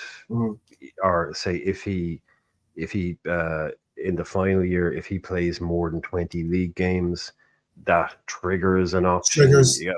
Lots of that kind of stuff. Yep. Very many variables that you put in. The question, Alante, that we were just dealing with was basically 3-year deal. It's been reported that that Liverpool defender Virgil van Dijk has asked for a 3-year contract extension at the club. Would you give him a 3-year extension? And it would obviously most likely be a 3-year extension at a higher salary than he's currently making, which is £220,000 a week. So let's just call it. I'm not going to go too crazy. I'm not going to say 350,000 like Mohamed Salah, but let's say not to undercut or discount our captain in any way. Let's say it's a 300,000. Let's go with the threes. 300,000 for 3 years. Would you take that deal? Well, would answer yes. Sign the thing. Give him the contract. Money's no issue. Money's no issue. Mate, listen. Just let him sign or a little bit less, because at the end of the day, I remember, and I can't stand him. He's a scumbag, but John Terry for Chelsea, he was at 35, 36. You still a good defender in the Premiership. So look, VVD. Last season. I said he had about 2 seasons. 2 seasons, the best left really at the top. But again, it's a long season after the way, and I think we've changed our play. This season, and if you give him 3-year contract this season, next season, and maybe the season after, and then we can fade him out slowly. And if he can accept being a squad player, then for Ibu and whoever that person is. Wow, that would mean that you probably have to take the captain's band off him, though, right? Well, he's gonna be a squad player. 12. We got to be honest. At some point, he's gonna go with even the great ones. So I know. I know, 12. He can't be forever. Can't be forever PVD as long as we have to think. I don't know about that. He's forever PVD to me, but I got you. I know what you mean. I know what you mean, 12. You're the hold on, but we just got to be honest, because it's not a John Hughes movie. Yeah, it's not a John Hughes movie. It's not a John Hughes movie. Talk to 12. Talk to 12, Brian. Do you think Trent is going to wait 4 years to be captain of Liverpool? You know what I mean? Yeah. Come on, man. Come on, Verge. Come on. It's like the Late Show. You hand it over. Hand over the keys, man. But I don't think. It is a complex one. Real quick, then follow it up. 3 years. So you're good 3 years. Wait, hold on. You're good 3 years, 300,000. Are you good 3 years, 300,000? That's probably what he would ask. I'm good. Yeah. You're good 3 years, 300,000. I'm not that good. I'm not comfortable. I'm would you want to? How then? If Salah then comes to the table and says, here we go. Okay, here we go. You gave him about 70,000. I want at least 50,000. 50,000 pay raise. Problem. So now Salah comes to you and says 400,000. Let's not get crazy. I don't think he's going to sign a 3-year deal with us, but let's say 2 years an option, right? 2. So 2-year extension for Salah for 400,000. You're saying yes? Irishman saying yes? No. Okay. I wasn't expecting that. Okay. Delonte, 400,000, 2 years. Mo Salah signs at the dotted line. What are you saying? No, he has to come with Wow. certain. He has to come with clauses. Has to come with certain contract conditions that he has to meet as a player. So you're making it all incentive based, like he has to Yep. performance based type things. Wow. Yeah. No, just quick pop quiz trivia in the chat before we just first person to get it. I know you don't like him, but which club did John Terry join when he left Chelsea? So we can move on. Yeah, I'm not happy giving somebody. I'm not happy paying over close to 700 grand a week for two boys in their mid 30s. Mm-hmm. I mean, we can't really. Mm-hmm. There's got to be some. Yeah, there's got to be something. What's the phrase? Something's got to give. Mm-hmm. I don't think that's in the budget. Look, I don't want to. I know Pops is going to come in and shoot us up for talking about budgets and all of that, but I just can't see that. That's going. They're going to look at that going. I don't know, man. I don't know. It's a really tough one. I keep Verge on the same. I'm not giving Verge a bump, by the way. Sorry, I thought I was answering a different question. I keep him on the same money if he wants an extension. So you would say no even to 300,000? You'd say yeah. I'm not giving a bump. Yeah. Wow. Maybe 250, but not 3. He's not going to get a huge wage increase at his age. I think just the fact he's getting an extension is kind of the bonus enough. I mean, like sometimes teams do give you a little bit of a bump, but I mean a small. Simply because I'm just going to say 20, this. I said 250 from 220. Yeah. No, I said 220. He's on. I'd give him 250. I would give him the bump, but I'm not giving him 3. Okay. Is what I'm saying. Understood. 3 is too much. So yeah, definitely 3 is too much. Mo, I'd give Mo a 1-year deal because of the money he'd want. I think. I don't know. Mo's a really complex one. I could know. He's like a. Mo is playing poker on this one. Nobody has a clue what he's thinking of. Nobody has a clue what's going on in Mo's head. Because he's still banging in goals. He's getting assists. He's doing his stuff as much as some people would like to tell you. He's whatever. Okay, maybe he has been trashed this season, but he's putting in his numbers. He's doing his work. He's showing up. He's staying fit, and he's contributing to the team. We can talk about form, but he's not showing anything on the pitch. It's like, oh, look at him. He's really pissed off. He obviously wants to leave. So it's real, it's real hard to see. He's not a Ronaldo sitting on the bench, kicking bottles, making faces at the coach. So it's really hard to know what's going on with him. I think he's already made up his mind and he knows exactly what he's doing, by the way. I don't. There was that report. I think we reported that on our channel too. There was a report that, I can't remember the name of the actual individual, but it was someone. When I said the name, you knew at least who he was, and I think he was talking about how he was saying that he knows what Salah's already made up his mind, and that Salah was going to be doing basically what you're saying, which is going on to. That was that clown Gabi Bonlo. Yeah. That's all talk, man. It's all I know. This person inside the info, but let's be real, they don't really know. They're just assuming. He's shooting that down, right? They're just assuming. Yeah. They're just assuming. Yeah, I know they get more info than us on the outside as fans, but no, I think he's just trying it. I think someone told him something before he got A and he came up with C. That's all it is. And all I was trying to get at too. I know some of the chats saying their opinions, so I'll include their opinions too before we move on to the next topic. He says, Trap Joe says, I don't think our senior players will ask for big increases in their 30s. Fair enough, Trap Joe. Fair enough. Yeah. KJ, bonuses, yes, but not necessarily, increases in the salary. KJ was talking about when Sammy stepped down. Let's see. Yeah. That it was for Stevie that he did it. Tyler says, with Salah, just staring him down the dressing room. He's just like the one guy that could walk up to Sammy and go, "That's my armband, mate." Like Sammy's the Terminator, like 6'4", Dolph Lundgren in there. Like, yeah, that's a good But, shot. Dolph Lundgren. Bernie was right. Bernie was the first person to get it. The only person, I think, to get it. Oh, I said it was Villa too, but yes. But because I think he got was going to be. I thought he was going to be. I thought he was going to possibly even try to be wasn't he a coach with Villa too or something? Didn't he? Yeah, he hung around there. Yeah, he hung around and coached. Yeah, that's why I thought it was he was still there when Stevie was there. Yeah, but yeah. He joined Aston Villa. Yeah, it was. Yep. And also I was going to bring up Hyler's comment. It says, with Salah, it's totally different. His main income is not from the salary. Salary is second to his main income from outside revenues.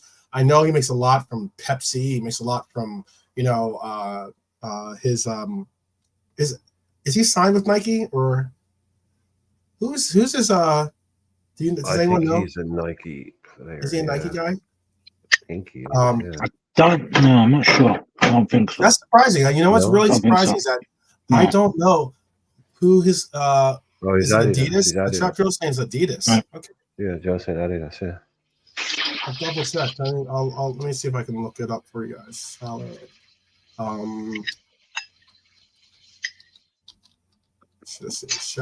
shoe sponsor. Yes, it is Adidas. Adidas launched the signature Salah X Speed Flow. Prepare for battle. Okay. There you go. Yeah, prepare for battle. There you go. Yeah. I'm surprised. I would have thought that they would have made a bigger thing about. I wish most Salah did get a little bit more, press, or at least a little bit more. I know at least a little bit more respect from the press, I guess, in that pushing his. Keeps it quiet, dude. He keeps it quiet. Yeah, but you see, this is the thing. Those are some beautiful shoes, though. These are the ones. But it's a global world, and we all think we live in the same world, which we do to a degree. But in some ways we don't. If you were to go to, obviously, Egypt or Turkey or that part of the world right now, and you were to turn on your television, you would see a hell of a lot of Mo Salah. This guy's face is on fucking everything. It's like the same. JK will tell you, if you were to go to Germany now, and even 2 years ago, you go to Germany, get your hotel, turn on the TV in your hotel, every second or third ad, Jurgen Klopp. Jurgen Klopp is all over German TV. But Mo, if you were to go to the Mediterranean, the Middle East, that part, North Africa, you turn on your TV, you see a billboard. Mo Salah is big. He is bigger than Messi and Ronaldo commercially in that part of the world. He gets you more track. He earns that's one of the main reasons why I would not be surprised. So you don't see him pushed over here that way because it's just regional based maybe. But you turn on the TV, it's like he's fucking selling everything, man. Yeah, that's right there is his. That's I guess his. Those are really beautiful. Those are special ones for. I think they were for possibly AFCON or Euros. No, that was for the AFCON. Well, it's got the Egypt flag on, yeah. So that was for AFCON. Okay. 2020. That's when these boots came out. Those are really very, very pretty boots. Very beautiful. Trying to see. I'll show you another one. But normally, this is him checking it out, but it's way too small. So I'll bring up this one. This is what the boots look like. Elsewise, they're nice boots. Adidas makes some great looking boots. I like Adidas. I personally like Puma over Adidas. To be honest with you, but I do rock Adidas too, though. Yeah, I'm an Adidas guy. I'm that over Nike. I think Nike just gets too overrated. Nike, if you're listening to this, that's mate. Yeah, because all of us wide awake. Look at you, Tom. I can understand you got some contact with them. That's like, all right. Don't worry, Tom. It's just me, myself, and I. I got no attachments. Yeah, don't worry. If I get sued, don't worry. You won't be in the lawsuit. Okay, sounds good. One of my homeboys is a DJ. Add me in there. Yeah, no, he used to be Adidas. My homeboy used to be sponsored by Adidas, right? And He was sponsored by Adidas, and then he got sponsored by Nike as his new sponsor, right? And then what they allowed him to do was when he went up to the Nike plant it's up in the Northwest, right? They just say, okay, go and pick some shoes out. And like he went, and you're able to just go through and just pick out like 8 or 10 different pairs of. She came back with like 2 bags full of like shoes. I was just like, wow, that's cool. I wouldn't mind that at all. And then there's another one of my friends. He played basketball, and when he signed his contract, right? It doesn't matter because he's retired now.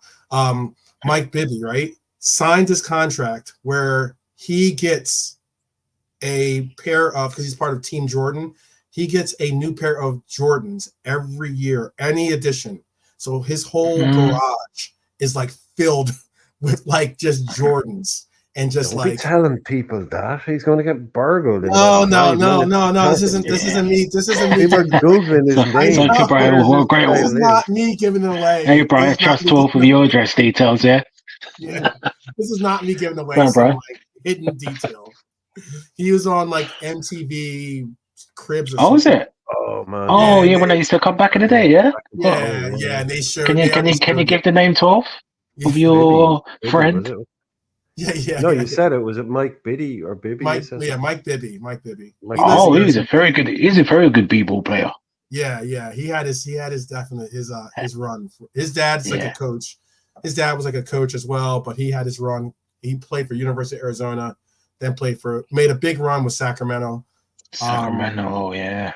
Back in the days, played with like Chris Webber and those guys, but like Webbs, yeah. That they were like the main Sacramento and LA during those years were like having like he had Vlade Divac and stuff like that, and they were going back and forth.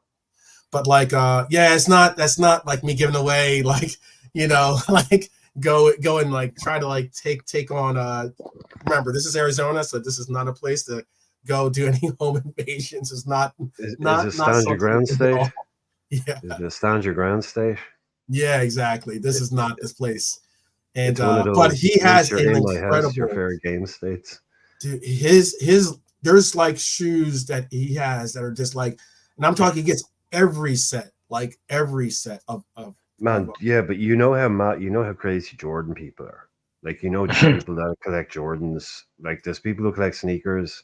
Yeah, and then there's the Jordans. And then there's the Jordans. People. Oh yeah, they get wild about that shit, man. Yeah, if you would have had one of those, there was this guy who had like a pair of like the original Jordans, that the ones that they wouldn't allow because of like the color schemes or something like that. But like if you had the red, white, and black original Jordans, right? This guy had them in a box, purely like as in he hadn't even worn them, and I'm just like, wow, man. So you start seeing like the sneakerheads out there. Yeah, that's just another thing. Oh, that's holy grail shit. Yeah, they go nuts for even and they can just like Nike can just do it. Like I know because obviously I know one of these people and Nike reissued a pair about four or 5 months ago. Nike just reissued a set of Jordans, and they're just reissued and they're going fucking crazy. They're basically just a brand new pair of fucking sneakers. You know what I mean? Yeah. But because they're a reissue of Jordans, they're still like incredibly hard to get, and they're already on eBay going for $2,000. Like, and they're brand new. About it is that like crazy. Adidas is incredibly big, obviously. Puma, incredibly big. I mean, you can even go down the likes of like Lottos or Umbros if you want to go. They're big sneakers lines too, I guess. Or Diadora. Or Asics. Asics, New Balance. Yeah. New Balance. They're all big sneaker clubs, but the elites are definitely Adidas, Puma, Nike. Those are the well, they're fruited giants. Yeah. And when it comes to it, like I will accept that Adidas and Puma probably make a better sneaker in soccer terms, possibly than Nike, possibly. All right, but. Because I want to stay on good graces with them, but if you do go down the other sports, maybe a little bit different story. That's why. Because I mean, like basketball. Oh well, but the Nike heads. But Nike is American. The other two brands are Yeah, European, so they don't make basketball that's a shoes. good point, Brian. Yeah, that's a Yeah. very good point, Brian. You know, but 100%. like I wear Nike runner. We call them runners. You call them sneakers, and I wear like Crepes. I suppose you know like the ones you'd see in Stranger Things, Goonies.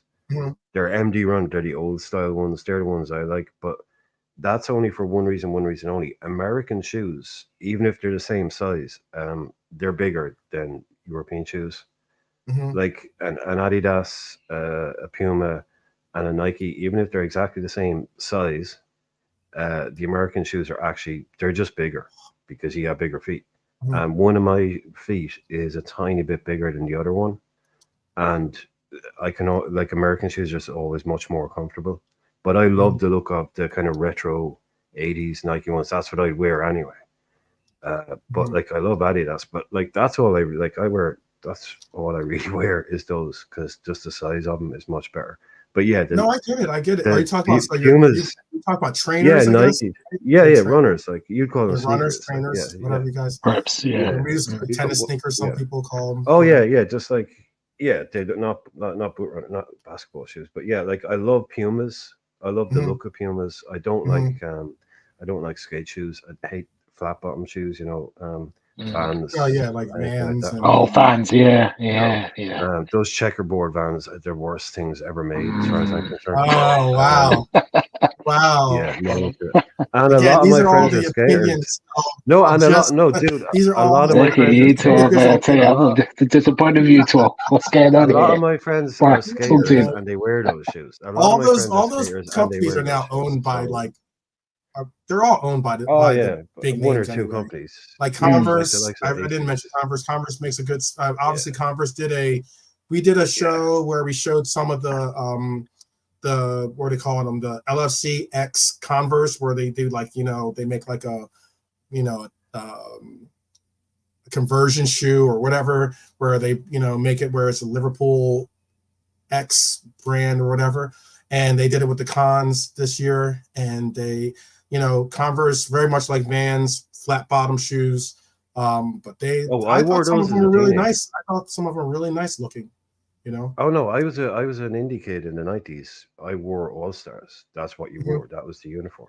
I don't. The canvas ones, the flat bottom ones. I wore them. Yeah, I can't wear them now. It's like wearing a piece of cardboard on your foot. Yeah, It's yeah, yeah. horrible. They're thin. They're very, but Converse is owned by Nike now. Yeah, but as a teenager, that's what I wore Yeah. because, but the kind of like I said, the style I like, the retro Nikes, they weren't around then. You can get them Right, now. right, right. That's the look I like. Like say Goonies, Stranger Things. Give me all of them. That's the look I like. I'd There buy you those go. There Nikes you go. all day. I'd pay hundreds for them. But and some of the boot runners as well. If I kept some of the ones that I had back in the like cons, do you remember when Converse Mm. became cons for a while? Just Yeah, CONS. cons. Oh yeah, sure. Yeah, And No, they if man. you I kept started remember those making days. those, yeah, Yeah, that yeah. would have been. If you I had kept, some if wild especially I fucking know, boot like runners from back then, with man. the I bought loads of them. I bought yeah, three or if you had four of them, kept those, and they were 90 yeah, quid. there I, was I, one I where it was remember this like 90 quid in they called 1998. them the I bought them. weapons, or something like that, or they called them like I'm trying to think what they were called back in the day, but it was like there was an era where there was Larry Bird and Magic Johnson had a shoe for Converse, and that was like the big deal, and there because that was during the era when it was either Boston Celtics or LA Lakers. Oh wow. Yeah. And Magic Johnson, Larry Bird, two of the biggest names in the game. They both signed to Converse. That was a big deal. And then they had an LA version of the con, and then they had a Boston version of the con. I even had Yeah. I actually had a Larry Bird shoe back in the day. They were pretty dope. Do you, It was because yeah, the Larry cons Bird were he went crazy all expensive. black. It was those were my back in the day. And then there was like a I had 33. the I hate I Larry had the Bird, but I Lakers still ones. love those shoes. I had the Lakers cons because they were white, purple and yellow kind of. That was the Mhm. on it. Like I had those ones, but I had I had three or four pairs of they do kind of still exist. These were fucking crazy expensive, and way over top. Do you remember LA Gear? Oh gosh. Do you Yes. remember those? Do you remember LA Gear? I do. Yeah. Wow. They were so OTT. They were amazing. They had You might, like as well, you might as well just be talking about like British Knights. gadgets and The shit. British Knights, remember BKs? Oh yeah, Those BKs, nice bridge. they were Yeah. horrible. Oh Those my That's like on the days. same Oh, level for me as LA, no. LA Gear and LA BKs yeah, are like same level. exactly. Oh man, Oh man, the Reeboks for a while, they were pumping. They were doing well for a while. I had Reeboks for back in the day, the one from the States, the yeah. Reebok There you pumps. I go. remember. Yeah, The yeah, pumps. I had pumps as well, yeah. Yeah. man. I had pumps trainers as well, like local, like just normal runners with the pump You up guys thing on are it. funny, bringing it back. Like, This is a why? little What's the time. I point mean, of we didn't have pumping to it even up? get the DeLorean out for you guys. This is definitely a little bit of a reminisce session. Definitely there's some good sneakers there. LA Yeah, But I Gear. wanted to bring it back. I So wanted to bring it back before we go too much into nostalgia. Reebok Classics definitely. Shout out to them too as well. Might as well the K Swiss, all of them. All right. But I wanted to get this was I told you how guys that there was a passion or something, a topic that I did want to talk about. I have a couple of these little passion topics that I want to talk about, and that is defense. No, did he? Defense for Liverpool. I want to ask the chat and the panel, do you have faith and belief that we have solidified our defense? As in you have confidence in our defense this year. Do you have confidence in our defense this year? I have a follow-up question as well, or some follow-up questions, but that's the main thing I want to say. Do you think we still have issues or things we have to work out, or our defense is, suspect, or do you really have confidence in our defense? And if so, yes, no, you can tell me in the chat. I would love to hear it, because I definitely want to bring up, I have statistics, so you know me. So I have some stats ready to go. But Nolante, are you confident in our defense this year? You know what? I am. If they're all fit, they all play about 75% of the fit for 75 to 80% of the season. All four of them. Yeah, I am actually.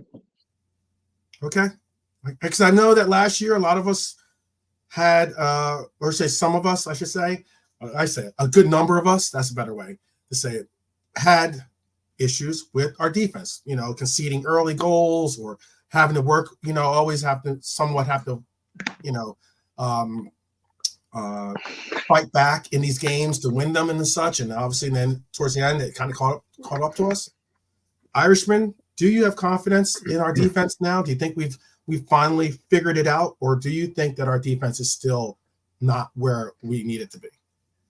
I don't. Do we get to rebut the rebuttal? Do we? Because I know you got some stuff loaded up. So it's I'm definitely got some stuff loaded up. Yeah, but it's like, so it'd be easy. It'd be easier if you kind of put the stuff out and then. No, you can. I want to hear your. I don't want to taint the pool. No, here. well, as long as it's not used as a sort of like, well, I get what you said, but here's a big stat to prove you wrong, kind of thing. No. It's I got you. Yeah, exactly. Yeah. I'm not setting you up like that. Don't worry about it. Don't worry about yeah, really? Because that never happens, right? Okay. Look, since the season has started, one of the things I've been saying is what I want to know is what he has done to stop us conceding goals. Because for most of this season, you got the goal, really good move from the boys. What are they called? Forest, right? Then we had the mistake goal.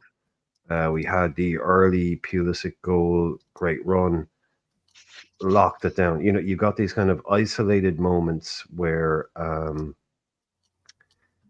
something's happened. It's like a bit of quality. Like that Forest goal is brilliant. That finish is superb. If we had scored that goal, we'd be like, what a goal, lads. Great finish, great piece of play. But the rest of that game completely controlled it. So, and then the other ones where we never even looked like conceding.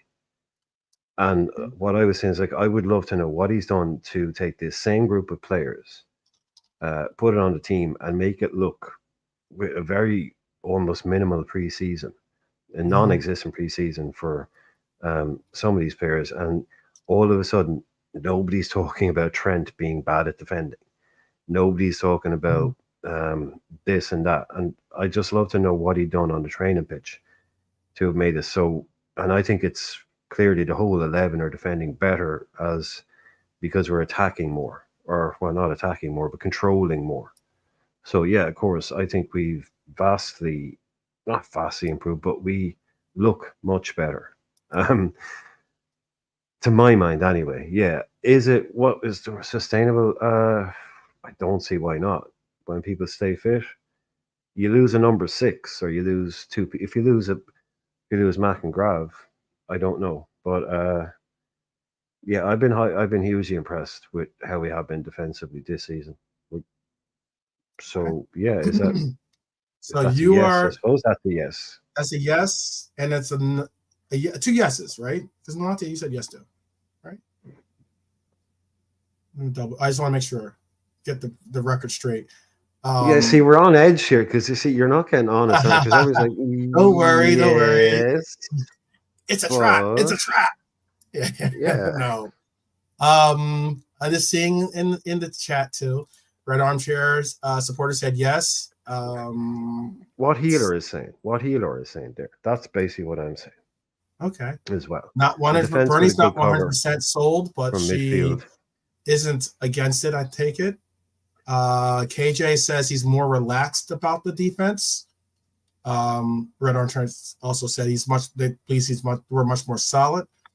Trap Joe does not believe so. Trap Joe is not defensively. We still have issues, he thinks. Oh, wow. KJ wasn't even worried about us last season. He said he was just tired of conceding first. That was a big thing. Bernie's worried about a big injury. Yeah, I'm not saying we're perfect. I'm not saying we can't. But I don't. I get what you bring up the Hyler comment. The defense with a good cover for the midfield is very different from a defense without it. A good number 6 can make an average defense look like a new one. Yeah. Hey, that is well stated, by the way. Well stated. I mean, if you look at this was a stat actually. As a team. And this isn't even going on about not yesterday, but during the weekend.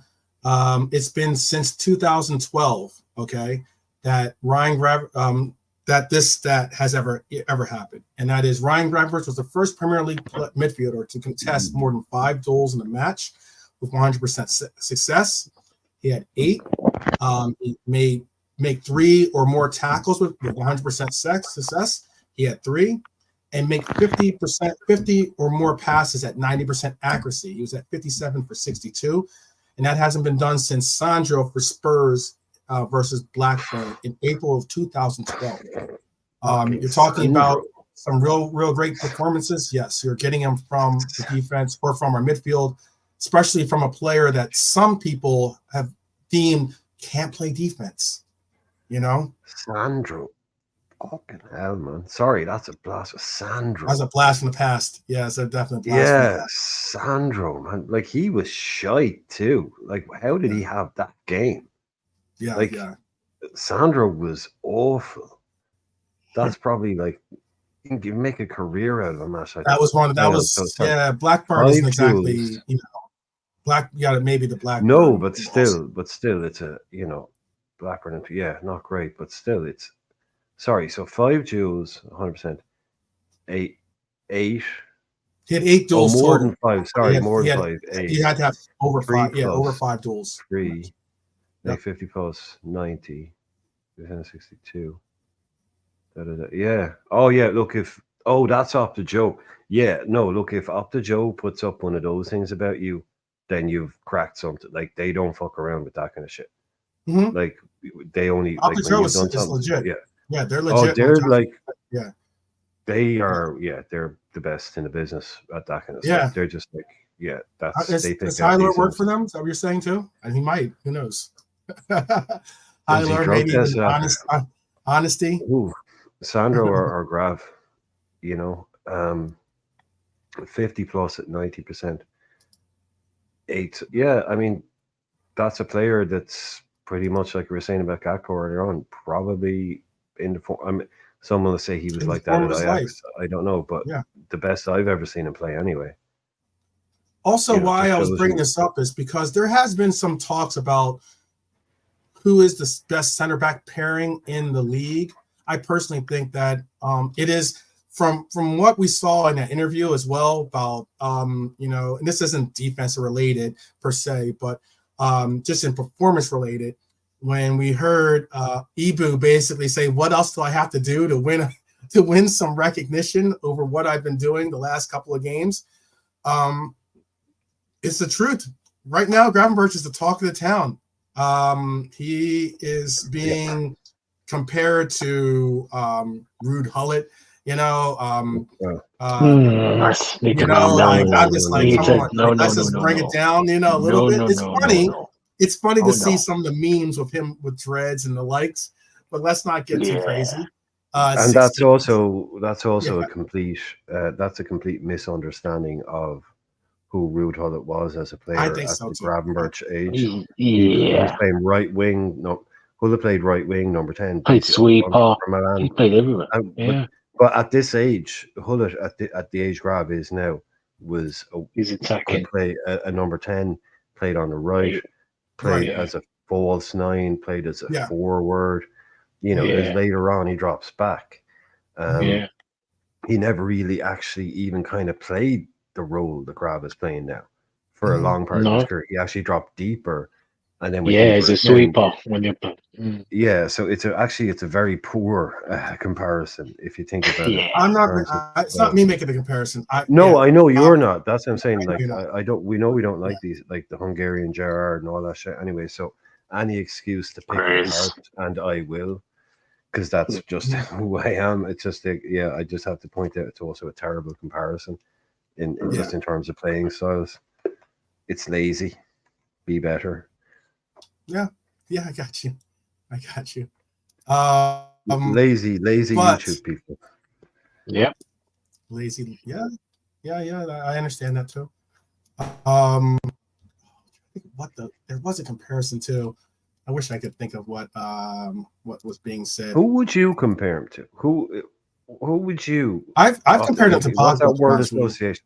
Yeah, so your Grav word association. I say Gravenberch, you say Pogba. Is I it say Pogba. I say Nilante? I Pogba. say Gravenberch. You say Gravenberch. There you well. go. You There you would I go. have got to be you. awkward, wouldn't you? You would have to be awkward. You would have to be awkward. Yeah, exactly, bro.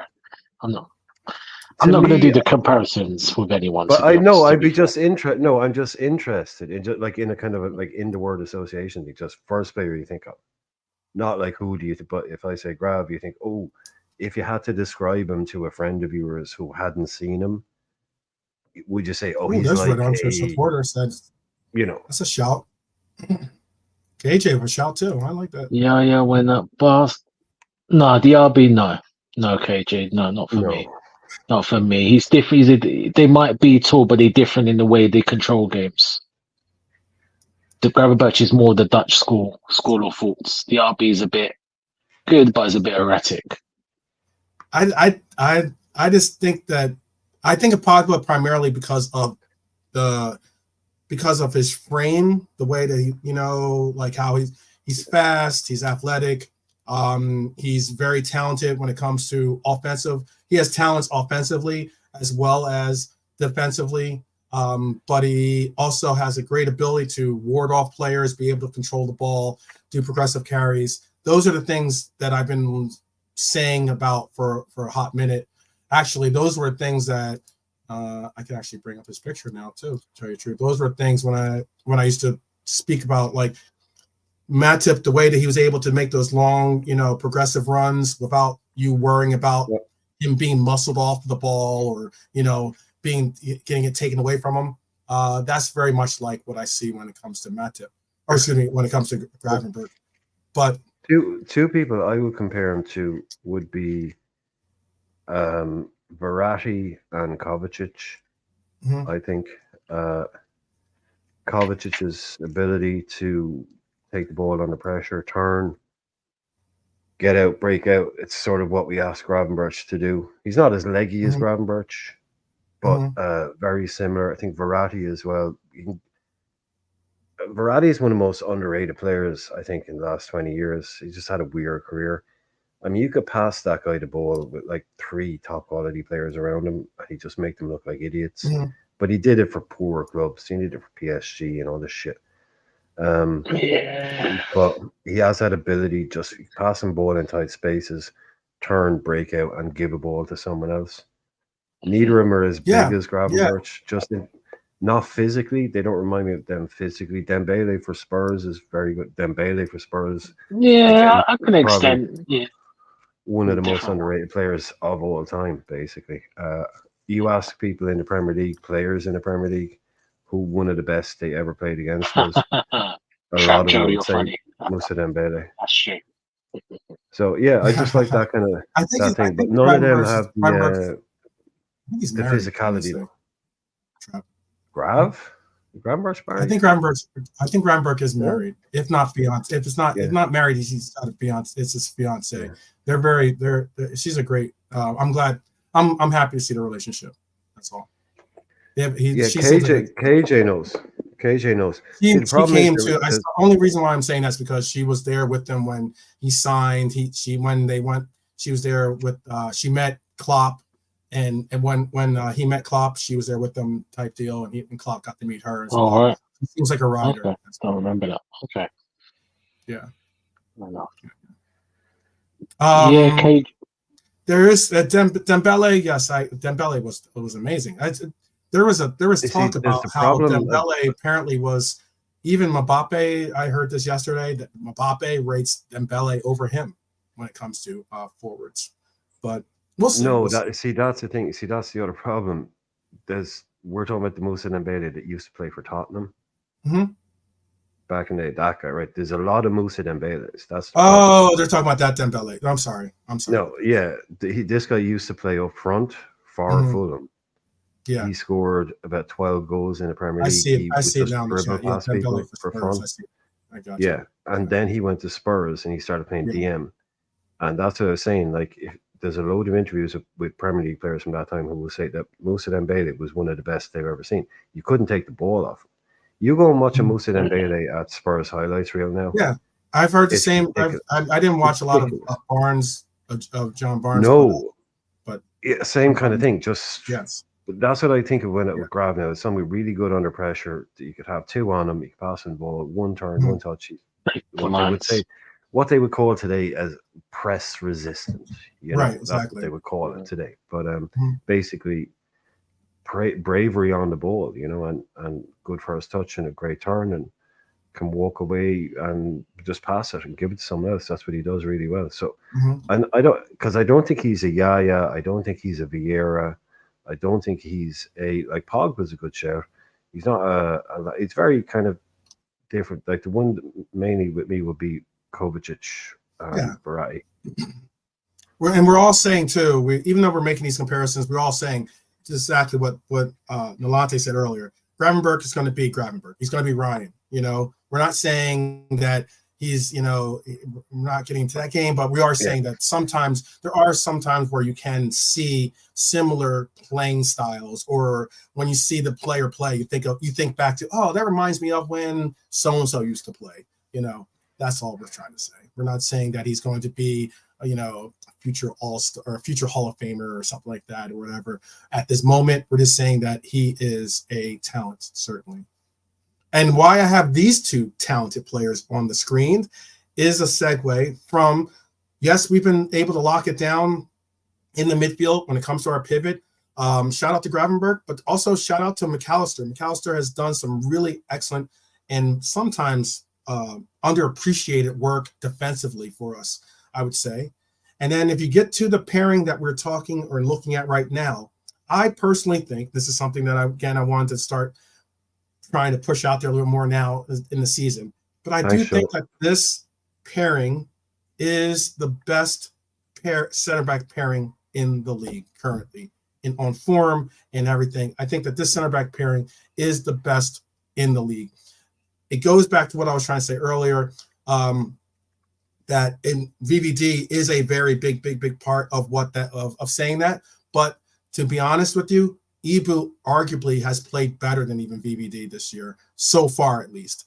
And there's a lot more called upon him. And Ibu, I will say, the only knock I had against Ibu was availability. And as long as he continues to allow for his availability to be what it is, I personally think the same of him last year, in that he is arguably one of the, if not, I wouldn't go as far as say he's the best center back in the league, but he's certainly, in my book, he's number 2 when it comes to the tiers of center backs in the Premier League. Personally, I think he's better than Saliba. I think he's better than Gabriel. Personally, but I know that they get the press when it comes. Often they get the press. So, oh, you were selling him in the summer, man. You were selling him. I thought so. I was on the fence. But it was all about, look, if this guy can't start putting more than 2 games in a row together, what's the point? idea here? Yeah, what's the what point? Are we doing? What do we? We already got. We've already got. I'm not saying he's on some level of Thiago, but I mean, like, but. We've all got our own version of PTSD when it comes to having a player that has injury issues, and you just don't get to see the brilliance that he's capable of. And often it was getting frustrating to see that from Ibu. And if anything, in for a game, out for a game, back for 2, out for 1, and always just little things. Yeah, just little things. And what was even more frustrating at times, Ibu's out again. Brian, even more frustrating with Ibu last year, at least, was I remember one time, for instance, he didn't play for us, right? And I was like, okay, cool, I get it. He might be injured or he's working his way back. He then played for France and then came back to Liverpool and didn't play for us again. That was where I was just like, okay, what's going on here? That's where I was getting extremely, extremely frustrated with it. But Ibu, don't get it twisted. Ibu loves Liverpool. I think Ibu loves playing with this team, loves the badge, loves the fans, all the 9. And would I like to see Ibu stay? Absolutely. But I just needed him to be more available. We spoke about earlier on, and I should have brought it up when we were talking about the defensive stuff. Mm-hmm. A huge part of that is not only do I want to know what his take on how he's solidified this team is, but I'd like to know how seemingly all of a sudden we don't have injuries anymore, other than like that one guy that's out. That's Elliot. Like, right. We've that was a foot injury. And I think he sustained that in. Did he sustain it? It's an impact. It's an impact. No, I was just going to say also. I thought wasn't. I think Harvey's injury was when he was on international break, right? International, international. Yeah, so it was an impact. The ones that can just happen. But we basically gone from a squad with, knackered players getting like Ibu and all of that. I mean, to a fully fit squad that he can pick and choose from. He can choose to leave out. I mean, Nunes is out, but he's sick. Jota is out, but it's a kick on the ankle and it'll only take a day. Or, it's typical kind of wear and tear stuff from. But it's, again, long may it continue. But whatever we're doing here, and I think I can see what a lot of it is. Now, Unfortunate. No, I know the answer. We've seen some scares. Look, that. No, you get Bravo was scary. No, injuries is or Maka. That was very scary for me. At least but those are the tackle jobs. That's what I'm saying. That's where you need luck, is for someone not to injure one of your players. But you can be preventative in training, and I think the answer to both my questions, I know them, is the fact that we're playing a lot more slowly. Mm-hmm. We're taking a lot more control in games. We're not going hell for leather. Mm-hmm. We're making early subs. We're taking off big players. Mm-hmm. It's simple stuff. We're not asking them to run at 100 miles an hour. Not that we were slowing down the last couple of years anyway. Mm-hmm. But the training is probably a lot less. Well, I don't know. May or not be more intense, but it's probably more focused. Mm-hmm. The game, it's the mileage on the legs has been reduced, and I think you can see obvious results even this quickly. You can see obvious results, and a bit of bad luck, and we have a Verge and a Salah out. Yeah, of course. But that can happen. But I just think the training wise, I think we're doing our best to mitigate these things. Yeah. We're doing our best to keep a fit squad. So I think that's a really good. I was just bringing that up because, like, look, You're looking at these numbers here, the goals for, goals against. If you're looking at these numbers, it was primarily, we've only let up a goal against Forest. We had a goal led up against Milan. We're really factoring into our defensive presence of there are shots being put on there, but they're not great shots. Like as in the which it wasn't, Milan was a good goal. Pulisic had a good goal against us early in that match, and we kind of just righted the ship immediately after that. But the Forest goal, then again, was a little bit of a mistake goal.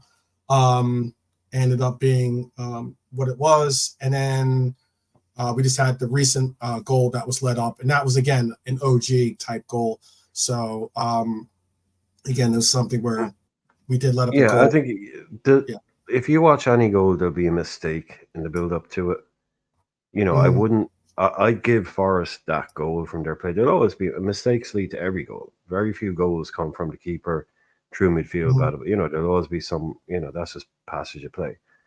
But there are ones like the Wolves one that we basically created ourselves. Like, I'm happy to give Forest that goal and say, look, well played. But like I say, that's it. If you pick it apart, at no point have we ever been, oh, Liverpool are on the rack here. Oh, they look weak here. They look shaky here. This team is really getting at them. Bournemouth got through our midfield a few times and rained shots on us. But again, I think if you're looking at that, I can't see it too well, but like I would have guessed, you're talking about low XG shots most of the time. You're talking about kind of not long range shots, but medium range shots. Yeah. This kind of, you're not talking about. There's not that many shots being let off in the box. There's more long range shots. Like if you look at Bournemouth, like they had 18 shots, but how many saves did Ali have to make? Right. No. So that'll tell you how many were on target for a start. And then.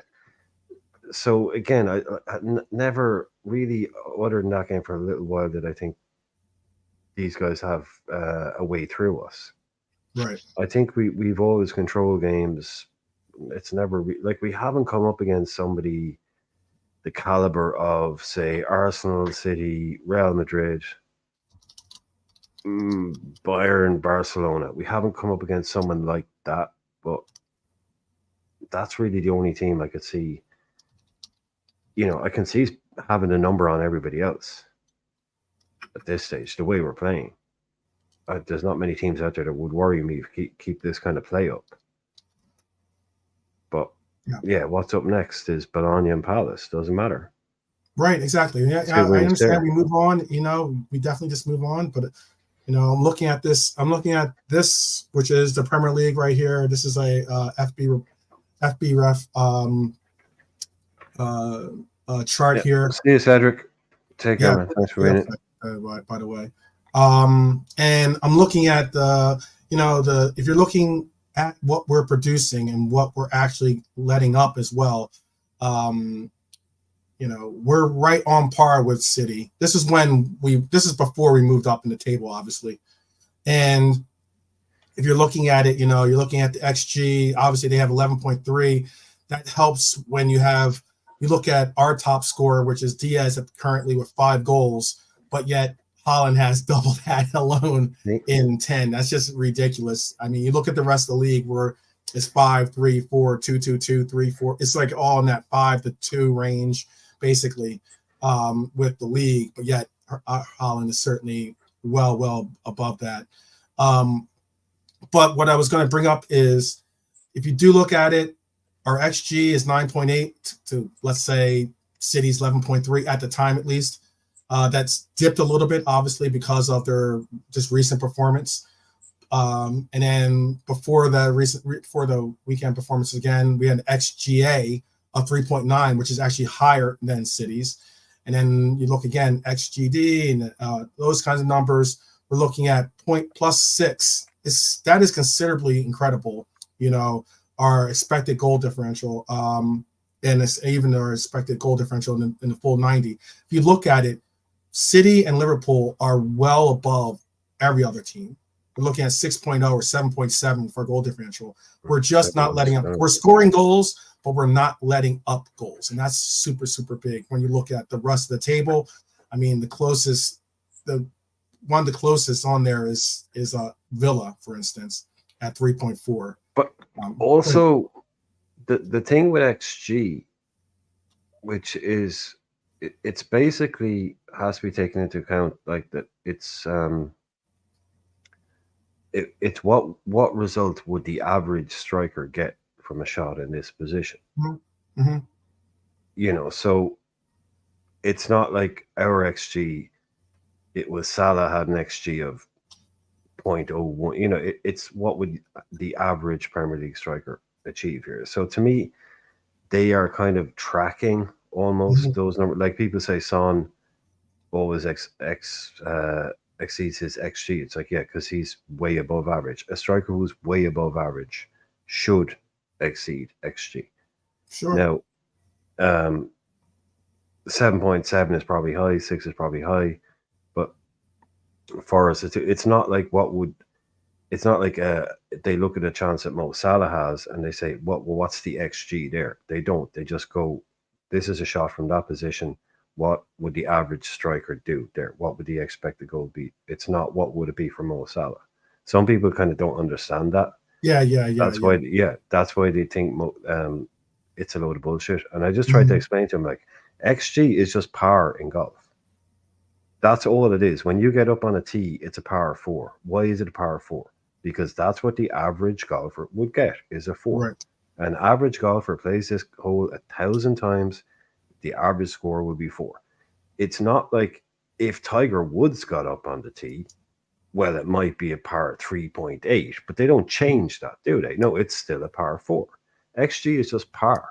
It's what the average player is expected to get, yada, yada, yada. So we should always be outperforming our XG. You know, that shows that we're kind of doing it. Like, but 7.7 and 6 is good, definitely.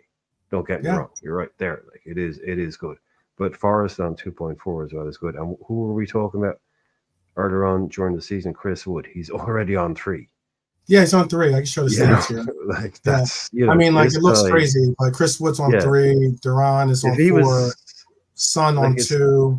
Yeah. It's Welbeck is on 3. Sam Allardyce Jackson thing, on 4. When you look at Arsenal, you know, they're relying on so far their top scorers are Kai Havertz with 2 and Gabriel with 2. Again, United even more in the dumps with Rashford and the Ligt being their top goal scorers, and I think there might be others involved in that too. Because it only has 1 goal for them. It's kind of scary. Duran isn't even starting. Duran isn't even starting games. He's already for Villa. No, he's not. He's not. I don't know how they kept him. You know, they're doing well to keep him. I mean, Chris Wood, it's like the old Sam Allardyce thing. He's like, if my name was Sam Allardyce, I'd be managing Real Madrid. Like, if Chris Wood was Spanish, like, the numbers this guy consistently puts up, but he's 6'7" and he's from New Zealand, so everyone thinks he's a bit of a joke, but he's going to keep these boys up. You know, no, I get it. He's what you this need. list is all kind of all over the place. This isn't top to bottom, as you can see. No, it's just showing the rankings are on the left. Teams just making sure that you understand that. In case like, why is Everton why is Everton so high? Or why are Wolves so in the middle of the pack? Wolves, that's why some people have been saying that they've been playing decent. I know that goal differential wouldn't necessarily say it. They've had 14 goals that they've let up this year and only scored 5. That does not say defense. But if you do look at us again, the huge thing I can see right there is the fact that City, for instance, this is again before our last game, or the week 6 game involved. This is 5 games played. They have 13 goals that they've scored, but that they've let up 5 goals. That's City. We, on the other hand, at that moment, 5 games played in, we'd only let in 1 goal, as opposed to the 10 goals that we scored. So that's a huge +9 differential is huge, very, very big. So it goes to show you why I think that I think our defense needs to get a little bit more shine from some of the pundits than it actually gets. You know, I know a lot of people out, not a lot of people, but there are those people that thought VVD would never retain or regain, all depending on what you thought. The crown, you know, when it comes to best defender in the league, I think he is still, always still has been.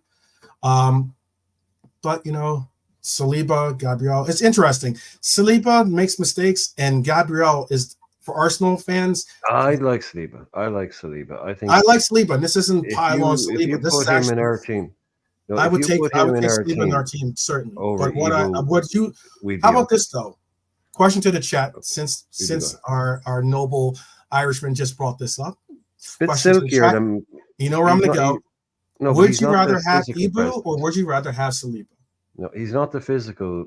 I don't think it's a great match as such. I think Ibu and BBD is a great match. It's the strongman kind of the steel and silk kind of things. So it'll be a bit kind of silk and silk with Saliba and BBD. Right. Mhm. I think with them, like it's steel with Gabriel and silk with Saliba. For us, Ibu is, you know, he's a man mountain, but he also has the ability to, as Slot pointed out last week, that that he showed in the other game against a team whose name I've forgotten. Bournemouth, I think it was. I know. I like a top form fish Ibu with VVD. I'd rather Ibu and Saliba than VVD and Saliba, if that makes sense. But I'm not getting rid of VVD. So okay, so okay. You think that you're saying that I think that'd be better. A better matchup of yes, putting the two together would be Ibu and Saliba over. So therefore, by definition, I should prefer Gabriel and VVD over Saliba and VVD. Okay, that's interesting. That's interesting. That's a very politician-y style of answering the question. Because he's underrated too. He's underrated too, Gabriel. I think he's underrated. Why I was bringing up too. You know what, Gabriel, I think is having a better year than Saliba, and yet you would not know that because Saliba. Statistically, he usually does. Statistically, he usually outperforms Saliba. Be that through many different variables and measures, but on the eye test, he doesn't get the claim that Saliba does. That's why. But Saliba has that kind of, for them, Saliba has that kind of VVD aura, if you know what I mean, kind of, you know, that kind of thing for the Arsenal fans. What about don't you? Don't get me wrong, they love both. How are you? I know Nolante is surprisingly silent when it comes to, especially when it comes to talk about VVD. But with this topic alone, what would you do? What would you have, Nolante? Would you have? If you're the sporting director, and what it is we could resign because I want to say Ibu has 2 years left on this deal too now, but I can double check. But Saliba's up for Saliba wants to come to Liverpool, and Ibu wants to stay with Liverpool, but we can only keep one. Who are you keeping for it to be a VVD? That's unlucky, Nolante. You got a much more complicated question than I do. Yeah. That's because he was on mute for so long. He's getting that mute. Yeah. You two were taking it away, so again, I don't want to interrupt. So I just let you two do the cooking. I'll just season the place. Yeah, here we go. Yeah, here we go. You know what? You know what? Exactly. Actually, you know what? Hold up, give me a second because my battery's about to die. Give me a second. Okay. Then in the chat, please tell me your answer for that question. I know it's a difficult one.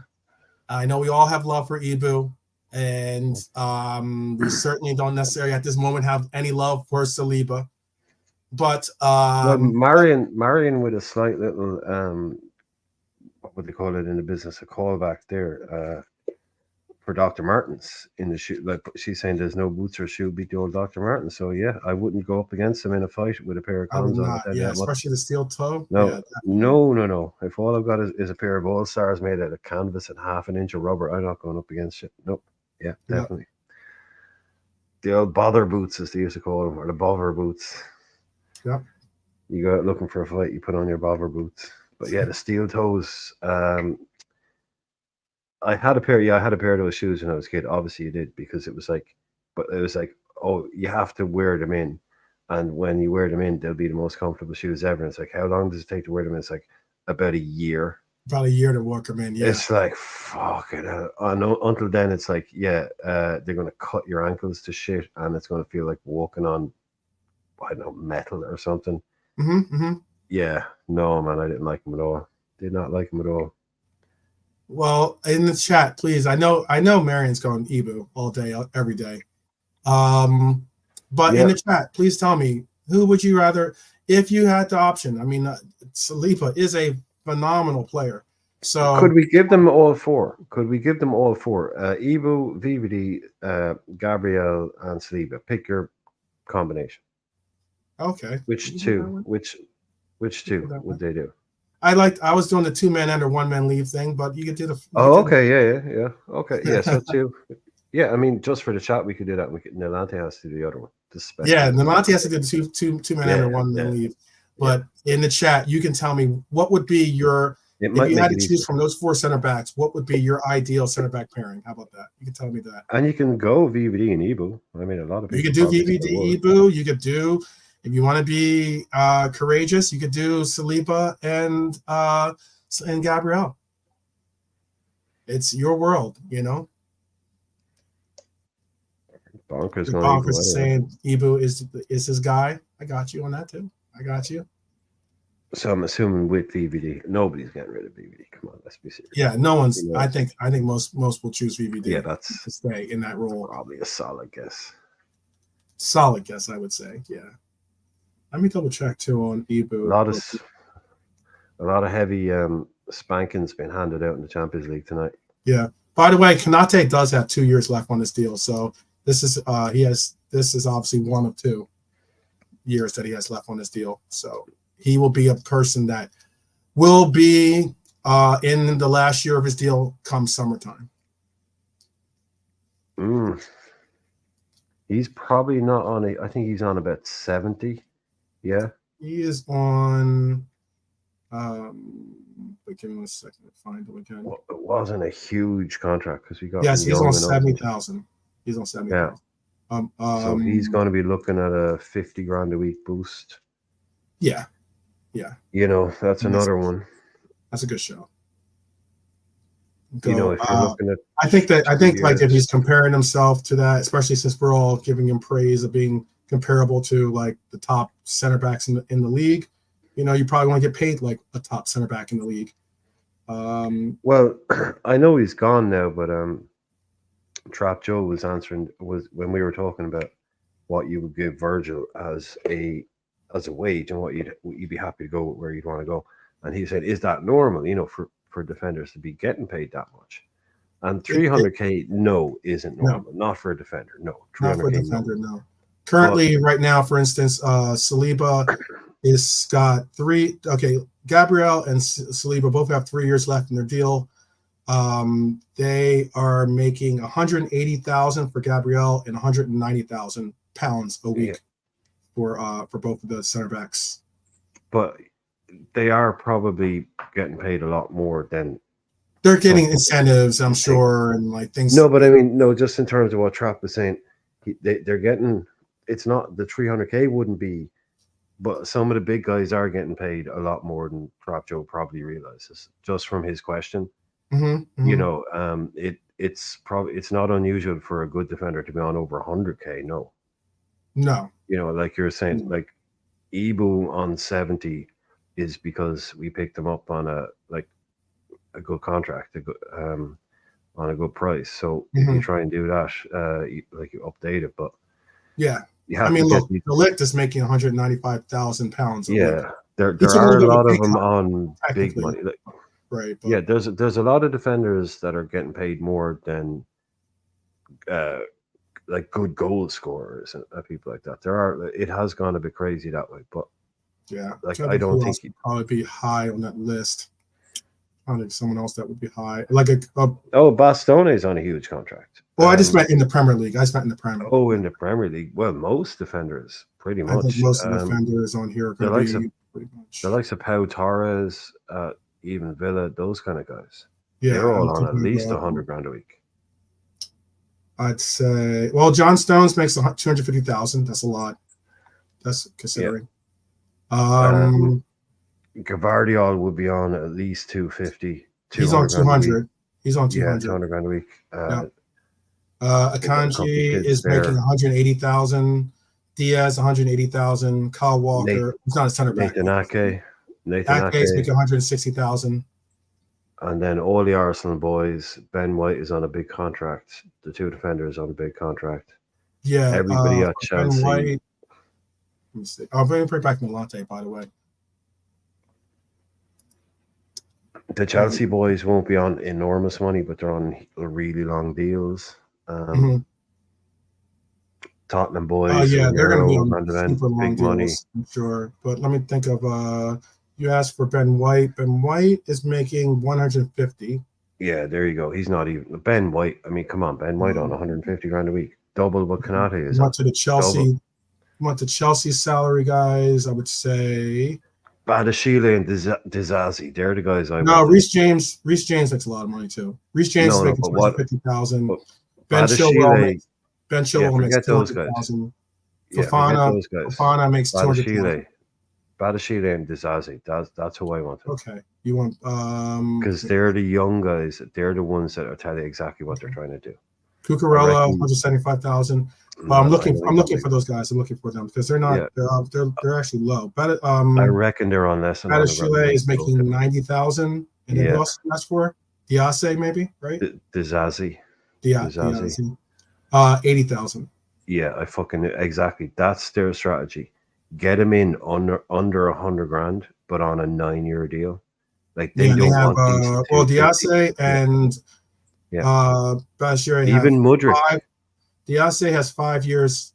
Badashile has 6 years.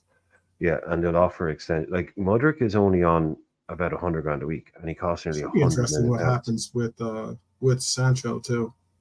He's got a year left on his deal. I'm just seeing his name in the list here. Yeah. That's their strategy: is low wages, long contracts. Yeah, it's crazy that we can say low wages is 90 grand a week, but that is. Enzo Fernandez is on an 8-year contract, and he's still got 100. He's making 180,000. And they extended Jackson. They extended Jackson to 2033. Yeah, 33. That's 9 years. Well, I mean, 2033. Cole Palmer is also extended. He's making 130,000, which is surprising. I don't know. I don't see why Cole Palmer would have signed that deal. I get that 130,000 is still a lot of money. I'm not saying it's not, but he's now signed. He has a 9-year deal set for. He'll make 60 million. It's a lot of money over the extension of 9 years. But he'll renegotiate Cole Palmer is going to need it. Yeah, Cole Palmer is. He'll renegotiate. He signs a 3-year deal. In 3 years, he's probably one of the highest paid players in the league. He will be. He still will be if he plays it right. He'll just say they will definitely negotiate that. Yeah, there's no chance that he's going to be there in 9 years on that money. No chance. So I'm just saying also 2 or 3 years. Yeah, he'll be walking into the office going, he'll be.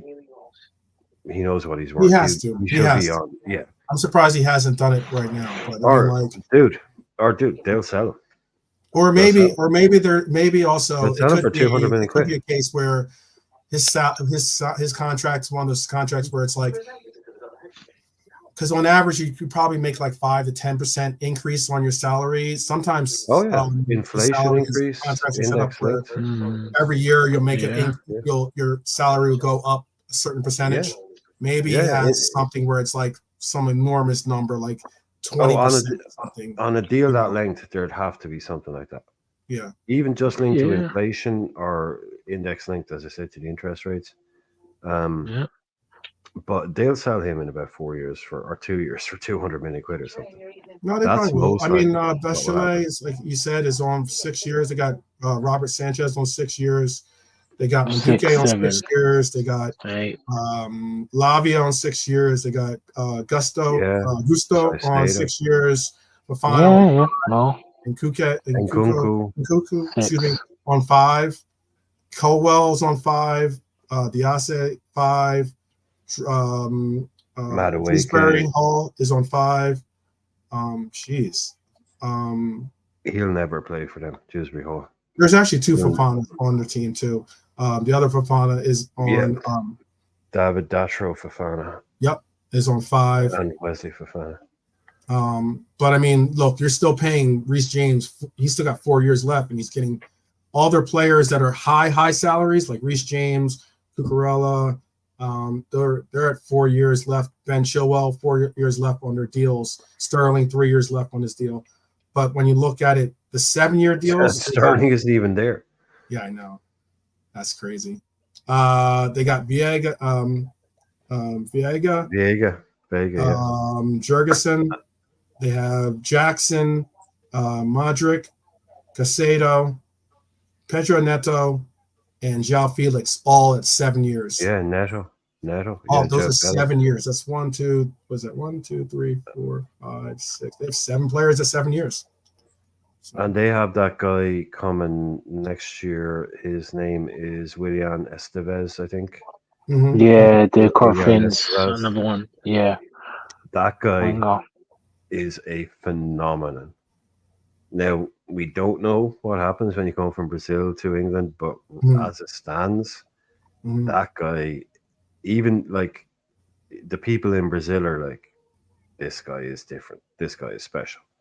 Like, this guy is 1 in 100, not 1 in a million, because it's Brazil. They have a lot of these guys, but like, yeah, this guy is kind of the real deal. You don't know how it's going to work out, but the kind of people in the know are saying of all the deals they've done, this guy is probably the best they've done. He's not there yet.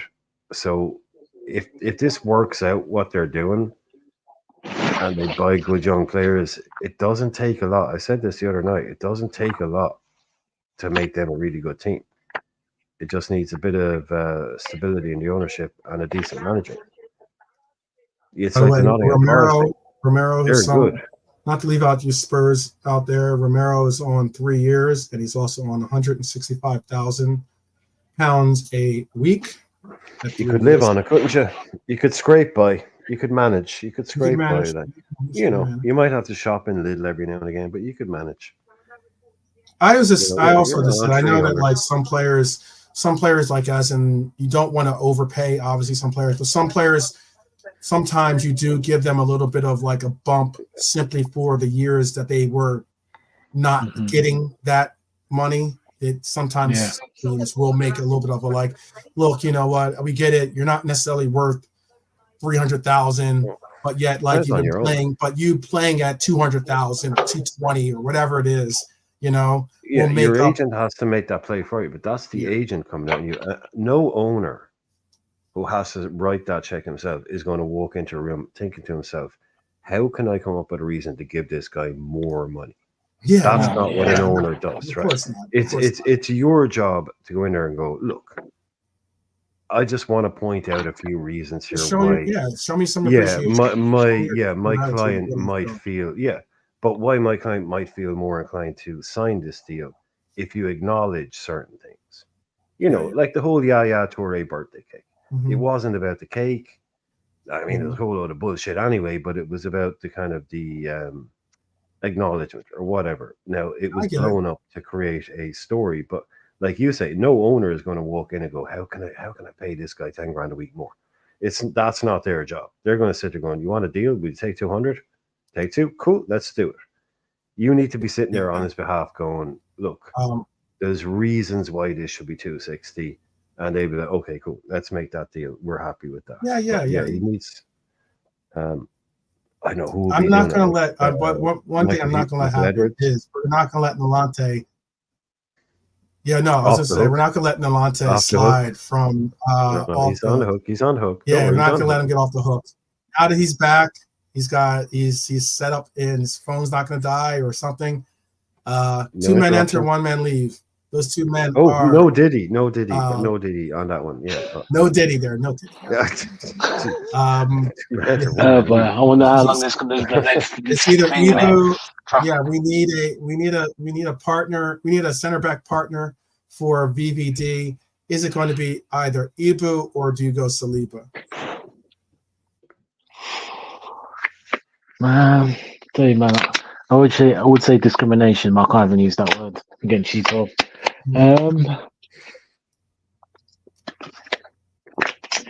Oh, this is techie because you know what? I watched. Look at this, man. Honestly. Oh yeah, of course it is. Yeah. What was that? I can't hear you. I can't hear you. Phone's going. Your phone's got someone at the door. Someone at the door. Yeah. Man. Thank you, Brian. Oh, Brian, come in, mate. Oh dear. You know, it's funny because I actually watched when they both partnered each other and when Italy beat them 3-1, and both of them were bad. To be fair, it's they were quite shocking. To be honest, I'm not gonna lie. That's gonna be that's potentially and Saliba together. Saliba, they played that together. Game. Yeah, no, that's a good point. Yeah, good shout. Yeah. They weren't great at all. But again, it's one. I mean, again, one game and international is different, isn't it? But Italy are shit. But they battered France. Yeah, I mean, they're not the Italy of old, but Brian, you can say that, mate. But I mean, they took France to the cleaners, and France to the better what team. I mean so. is they shouldn't have. Like a France team shouldn't be. In hindsight, team. Yeah, but the players. This is the famous France team that has 10 central defenders that would walk into. You know, this like they've got like these guys when Varane was still there. You know, they have Kimpembe at PSG. They have the other guy all the way down to Lenny Yoro. They have Fofana. They have loads of these guys. And still Ibu and Saliba were the top pick for them. Yeah. Because even you could say both are. Well, I believe both are better than Upamecano. That's the guy I was forgetting. Yeah. Yeah. Because remember when we before Kanate came, there was the whole we were linked to him heavily, and there was quite a few fans that wanted Upamecano over Kanate. I mean, I wasn't personally one. Yeah, I wasn't one of them, man. I'm very happy that. Yes, I was. This option as opposed to the other option, especially since you would have been paying a lot more for the other option at the time too. Yeah, exactly. Yes. That was during the gosh, I'm gonna go blank his name. Kumba, what's his name now? The center back that came from he played for Chelsea, but he played in Italy before he came to Chelsea last year or 2 years ago, I think it was. I think he maybe still playing for them. What, Silva? Thiago Silva? Not Silva. Kumba. Oh, Koulibaly. Koulibaly. Yes, Napoli. Yeah. That was during that time too, where Koulibaly was like being regarded as like, you know, and I was one of them saying I would have loved to see. 90 million, you know, give him best in the world. Yeah, he went to complete disaster. Disaster. Chelsea. He's in Saudi now. Mm-hmm. Yeah, winding down his career now. Yeah, too late. He came here. He was 29. He was 29 when he got here. Yeah, he just waited too long. I think you're right about that. 100%. Napoli were like, we want 100 million. Like, that's a bad club to go to if the owner doesn't want to sell it and you're 28. It's like, dude, I got one more chance. I don't care. I want 100 million. He's a prick. Like, he will. Yeah, ask fucking Victor Osimhen. He's in Turkey right now. The guy that the whole world wanted a year ago for 150 million. Get Osimhen. Everybody's get Osimhen. He's in Turkey right now on loan. Yeah, that's true. And because no one's going to pay. Season last year, he didn't have a bad season. And a decent season, yeah. It's crazy. That's a mental scenario. Some updates too, by the way. 5-0 Barcelona over Young Boys. 2-0 Arsenal over PSG. 6-1. 4-0. Who were they playing? Slovan. City over Slavan. Leverkusen 1-0 over AC Milan. That was at Leverkusen though. Inter cruise in their game 4-0. A lot of big scores. Who were Inter playing?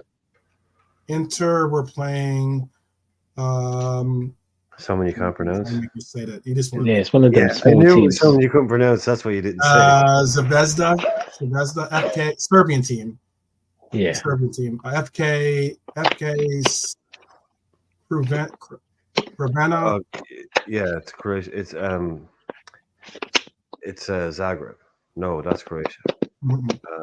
Yeah, I think Croatia. CRVENA. Yeah, and next word is It's a Croatian team. Yeah, that's Zagreb. That's our they used to be called Dinamo Zagreb, but now they want to call it that Kvesna thing, which is really that's Zagreb. Dinamo Zagreb. Okay, 4-0. Well, they know 4 goals by Inter. Yeah, and Inter Celtics 7-1 losers to Dortmund. Fuck off. 7-1. Not surprised. Oh, that's just Celtic all over. Brendan. I think no, I was sure Celtic took the lead. No, they got a penalty kick. They got a penalty. Emery had scored on penalty at 7th minute, and then the 9th minute they came back. Oh, they equalized. Okay, they equalized in the 9th minute, and then got blown away. 5-1 half time. Penalty kick, penalty scored. Then at the 9th minute they get a Celtic battle back, and then 2 minutes later they let up. Karim scores one of his. He had a hat trick actually in this at least. Let me see, make sure he didn't have more than 3 goals. Yeah, he had 3 goals, so he got a hat trick in this. Karim just started going off, scored in the 11th minute, scored in the 29th minute, and then scored in the 40th minute, or excuse me, 42nd minute. 42nd minute. First half hat trick in the Champions League. Not many people have ever done that, by the way. No, I know it's a new format, but very few people have ever scored a first half or even single half hat trick in a Champions League game. So that is an accomplishment. Yeah. Celtic. I mean, I was laughing about it, but Brendan did a press conference about how they won their last game, I think, quite well apparently, or played well. Their first game in it, and he was talking about having to take it to the next level and all of this shit. And now they go and get okay, you're going away to Dortmund. You're Celtic. I don't expect you to win. No way do I expect them to win. Of course I don't. Yeah. This is the game that I bet you Stuttgart is disappointed they didn't win. Actually, they did. They come back. Great free kick. Check out the free kick in that game from the Finnish player, I think it is. Okay. Incredible free kick in that Stuttgart game. Okay. Worthy Karinen. Something like that. 1-1. It was a 1-1 draw at Stuttgart against Sparta Praha. And the other game was PSV versus Sporting. That's finished in a 1-1 draw as well, with goals. 1 goal in the first half and the other goal in the second half by both teams in that. So some big scores. I mean, 5-0, 4-0. Yeah, a lot 4-0, 7-1.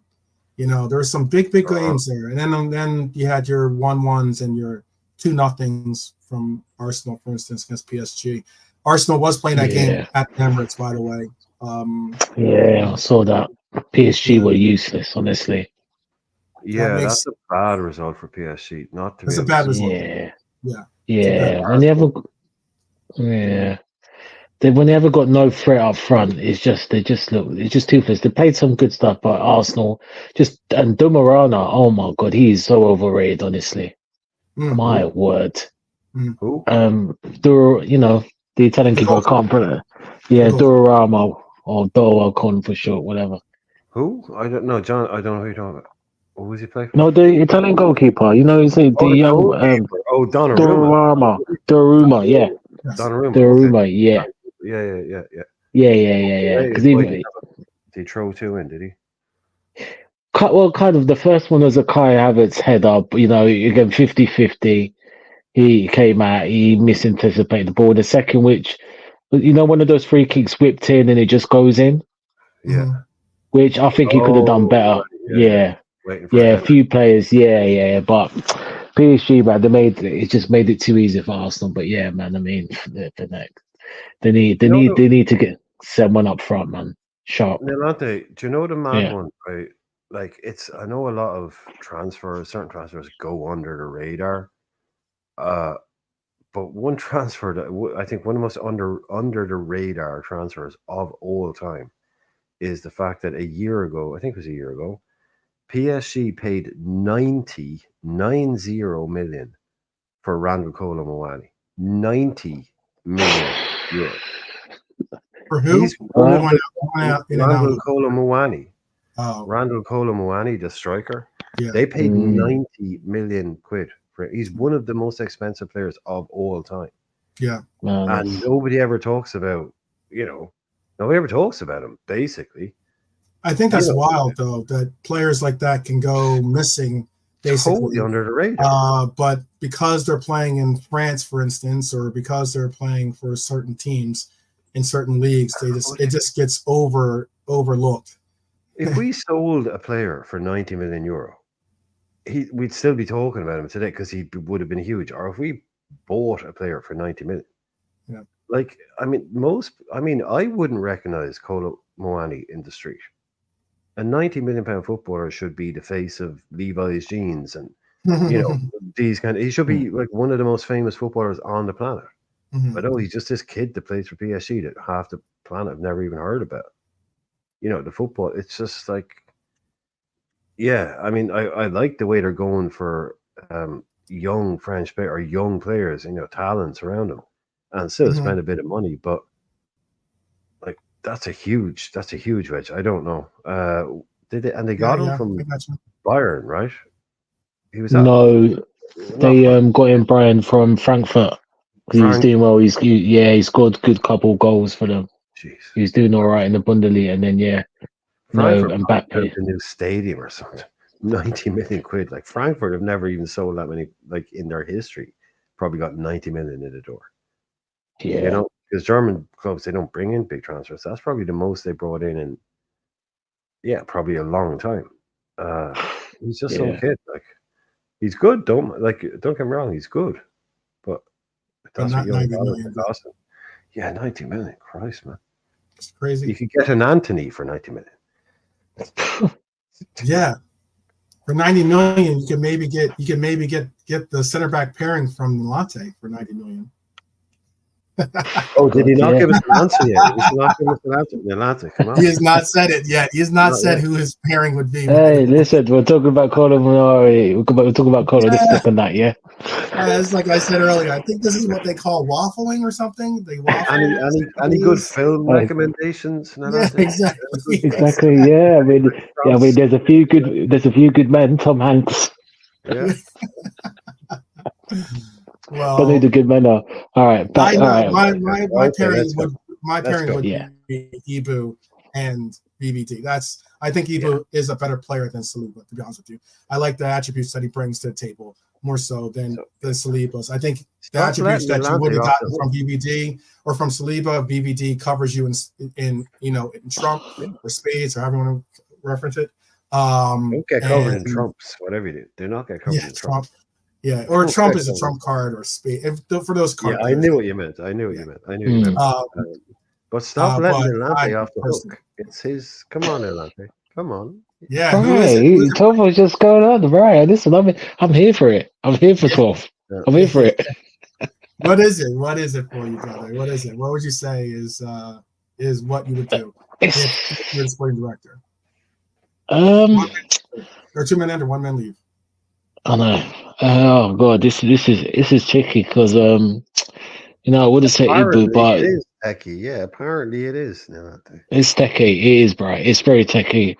I mean, the only thing is, I don't think again the Arsenal fans will gas up Saliba and put him on the VVD status and compare him rather than Kanate, which will form a copy maybe, but no, I don't. I think it's very close between them. I think I would say Saliba and that's only because he has just a little bit better concentration than Ibu at times, in terms of a little bit of awareness and positioning at times. Ibu's concentration does go from now and then, but let's see at the end of the season. I could change my mind, but it's very close. I would take Very Saliba close. just. Gotcha. Yeah. You heard it here first. You heard it here. Latte So said. that's Saliba and VVD. So Saliba Yeah. and Totally BD fair. is the pairing he wants to see, as opposed to Ibu. Gotcha. So just to be clear, Nalante hates Ibu. Yeah, exactly. Exactly. I was gonna say Thinks the he's the internet worst player of all time. Yeah, what you heard and what thinks the he internet should be hears sold for two different €5. things.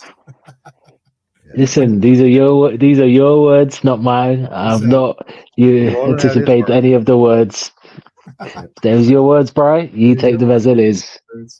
Yeah, I'm KJ was saying. KJ was saying if Ibu can add goals to his games, he'll be unstoppable. Saliba is too Verge-esque in his opinion.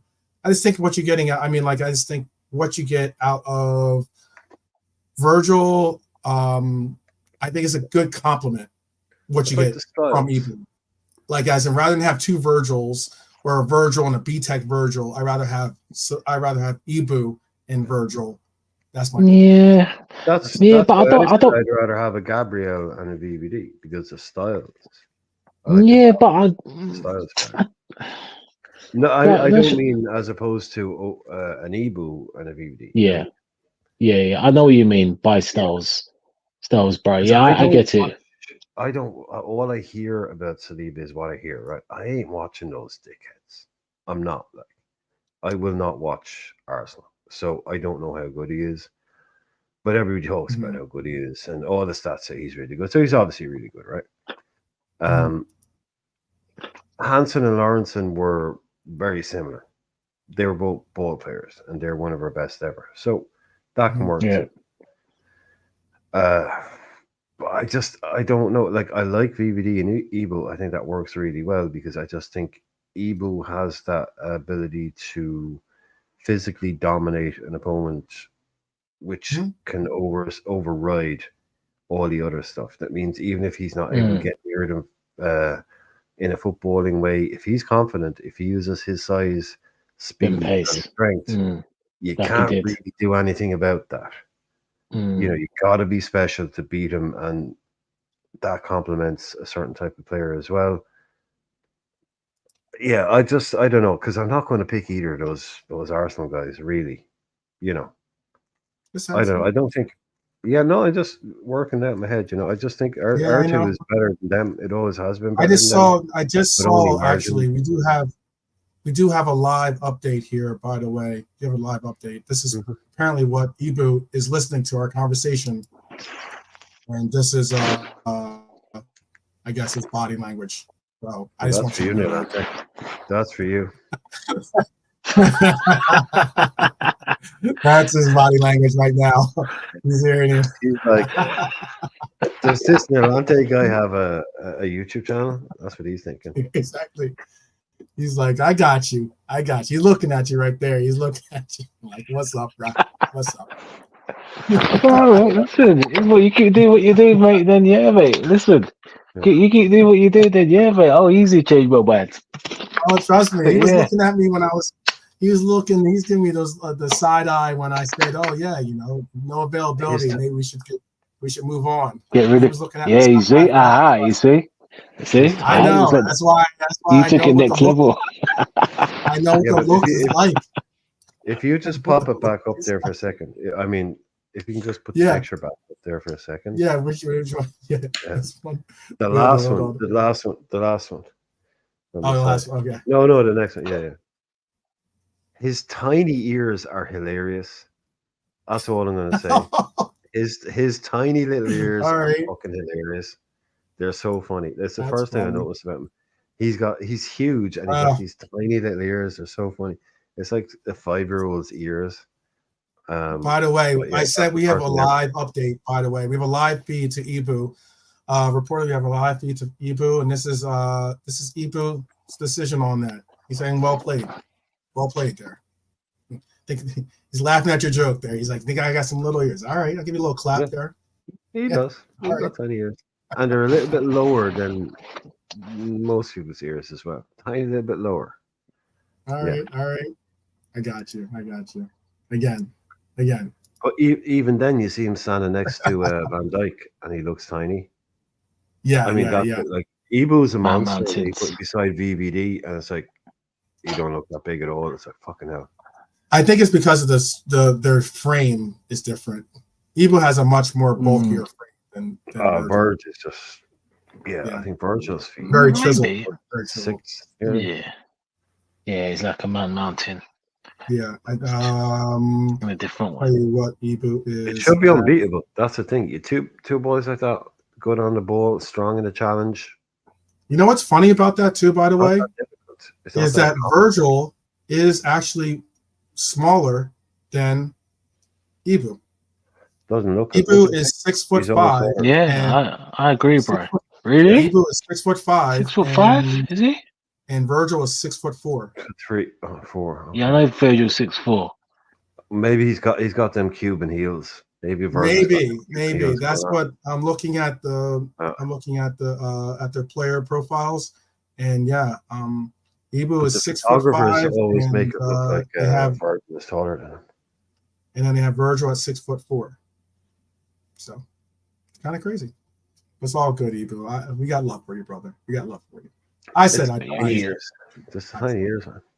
He said he'd sell it. Tiny ears. 12 Even with the tiny ears, cannot take Exactly. Yeah, he was exactly. Maybe that was the reason why.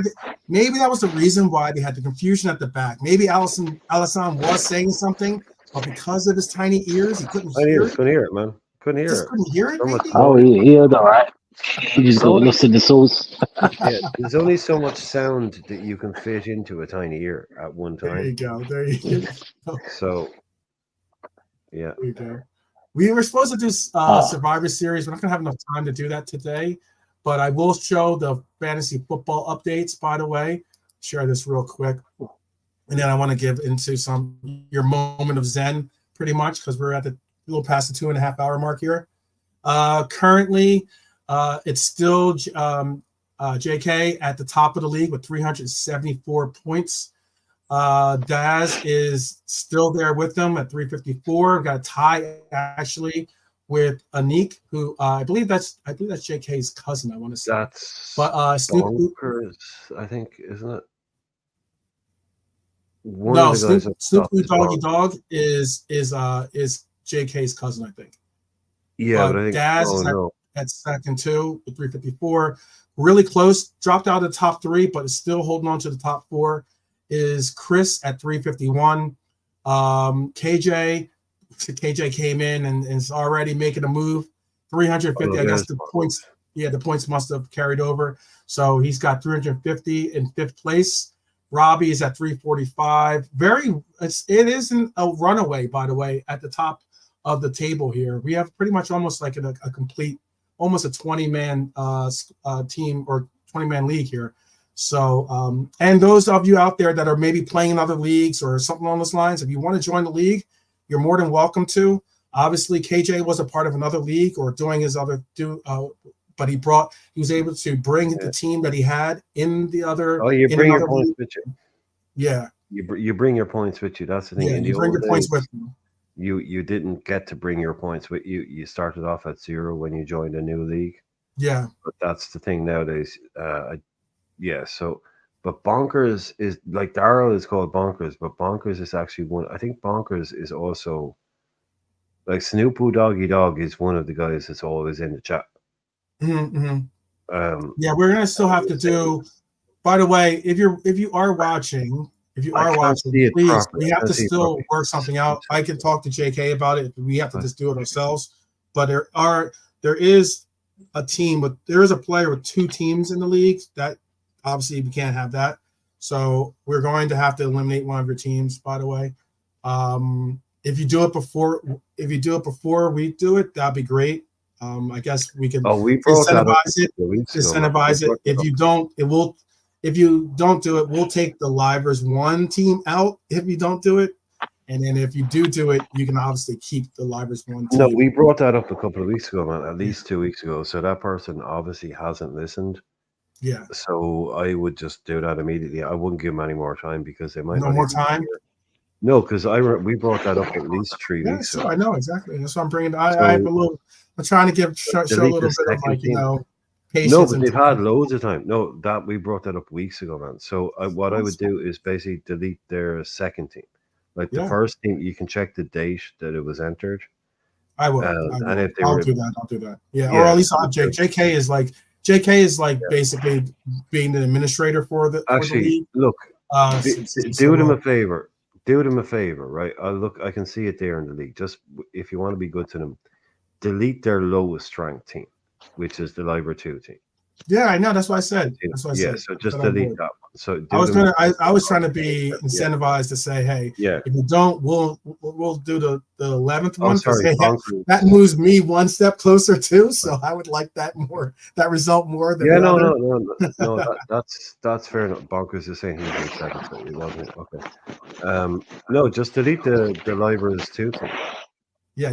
Because I will. I'll just tell you the rest of them. Yeah, let me Bonkers 7th place, Robbie in 6th place. But the game should have done that automatically. Yeah. Oh, I thought the league did do it automatically. Yeah, it used to. Yeah. He must have a different IP address, you see, for the team. I can only tell because it's the same name and it's the same team name too. Anyways, Bonkers at 7th place. Slatas are in 8th. Bajan has his team in 9th place currently. Cyber Power is in 10th. The team we were just talking about in 11th. Ian is at 12th. That's Roster Crab in 13th. I am in 14th place currently. I am making a little bit of a move. I had the best week of anyone. I wish I had captain.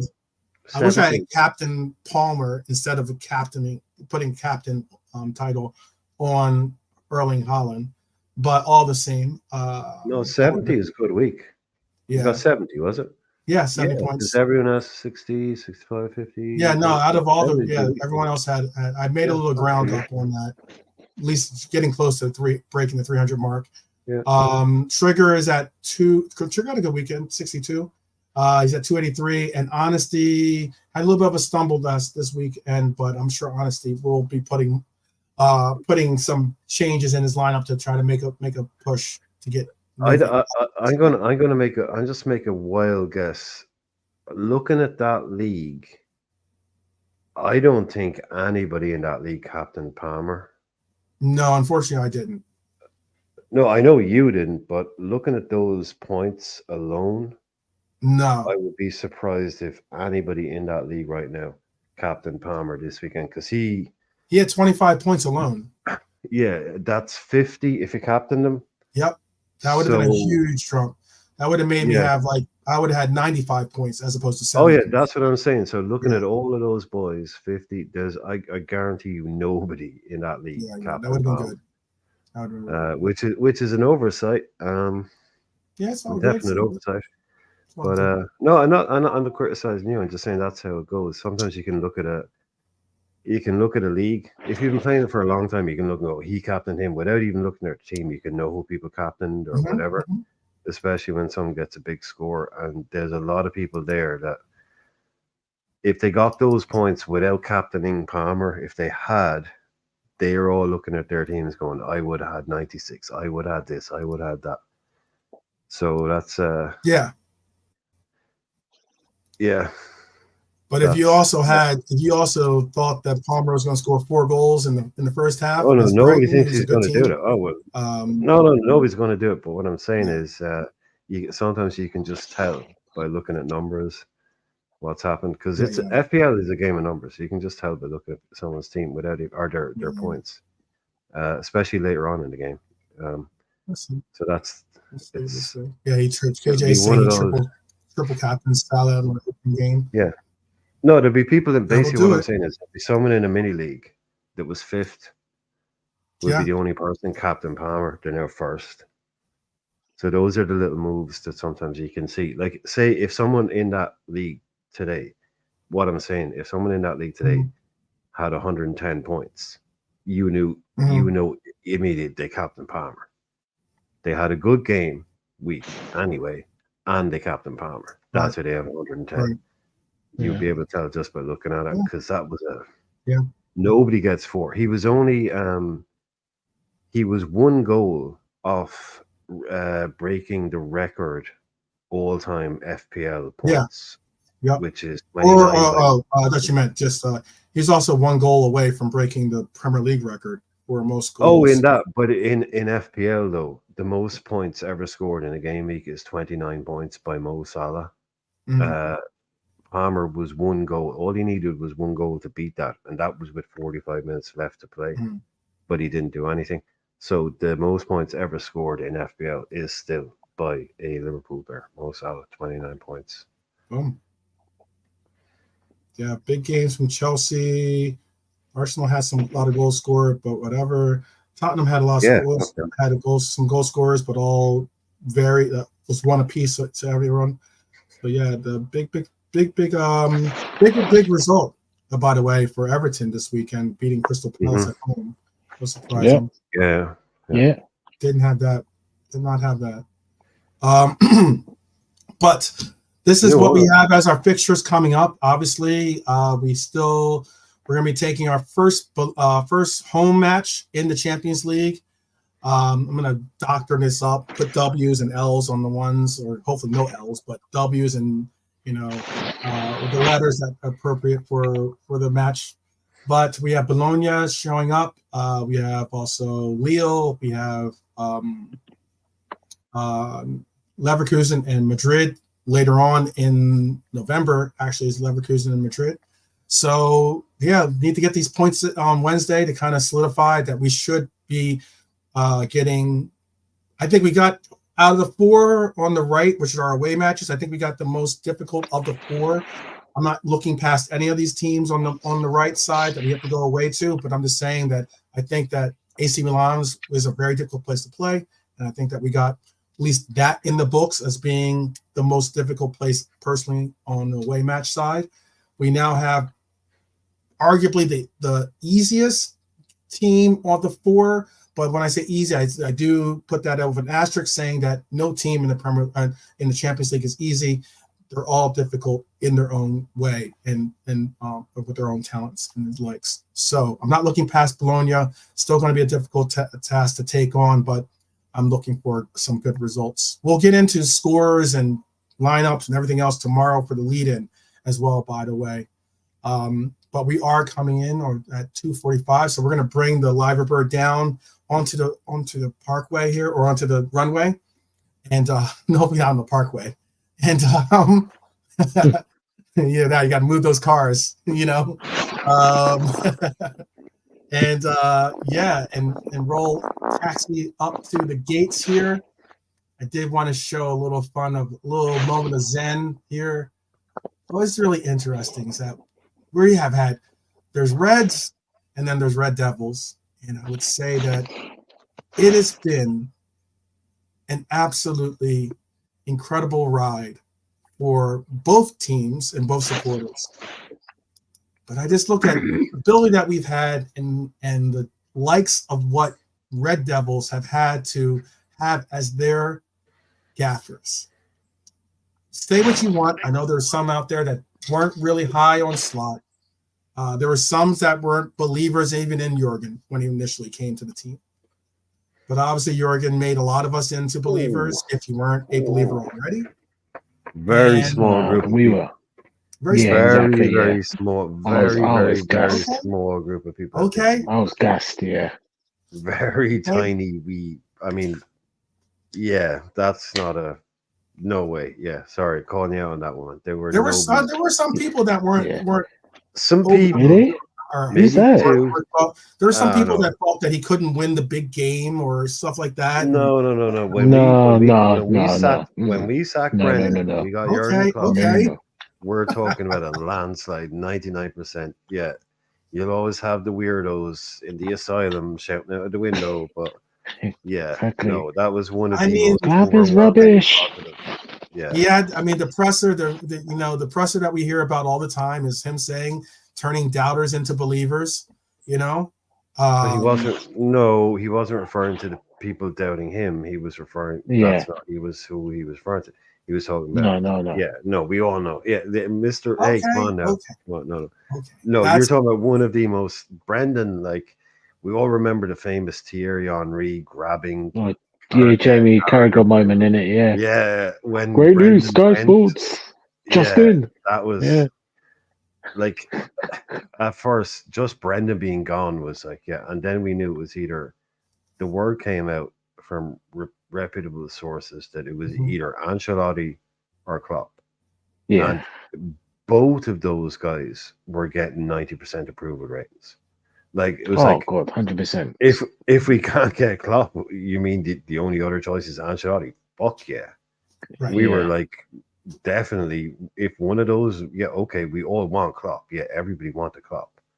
But even if we don't get Klopp, you mean our backup is fucking Ancelotti, the guy that just won fucking everything? Cool. Yes. Please. Okay. We've just had Brendan, man. Fucking Brendan. No, I'm not saying that it wasn't. I just, Wow. yes. No, I'm not having a no. But the Brendan years, man. There were some that exactly just as KJ said. There were some that preferred Ancelotti. Oh no, we were all cool with either. Look, Yeah. we were all cool. It was are you going to have this expensive red wine or that expensive red wine? Yeah. It was just we were choosing from the menu that we didn't think we'd be picking from. We've just come from fucking Roy and Brendan. No, I get it. I get it. We were shopping in the good aisle. I know. Yeah. I just know that like I did interesting sliding doors though. Interesting sliding doors. Like what would have happened under Ancelotti? Like I think we probably would have done well too. Yeah, I think we would have won the league. We wouldn't have had this huge like Klopp. I Jurgen think Klopp was born to manage Liverpool. Jurgen Klopp was built to manage Liverpool. I think Klopp would have. I think Klopp choice was a better choice than Ancelotti. Oh wait, like Ancelotti doesn't stay 9 years. Yeah, he doesn't stay 9 years. No. Klopp is. No. I think Ancelotti was also someone that. Yes, he has great connections. He has great connections with the players and the likes. Players like him as a coach, personally as a person too.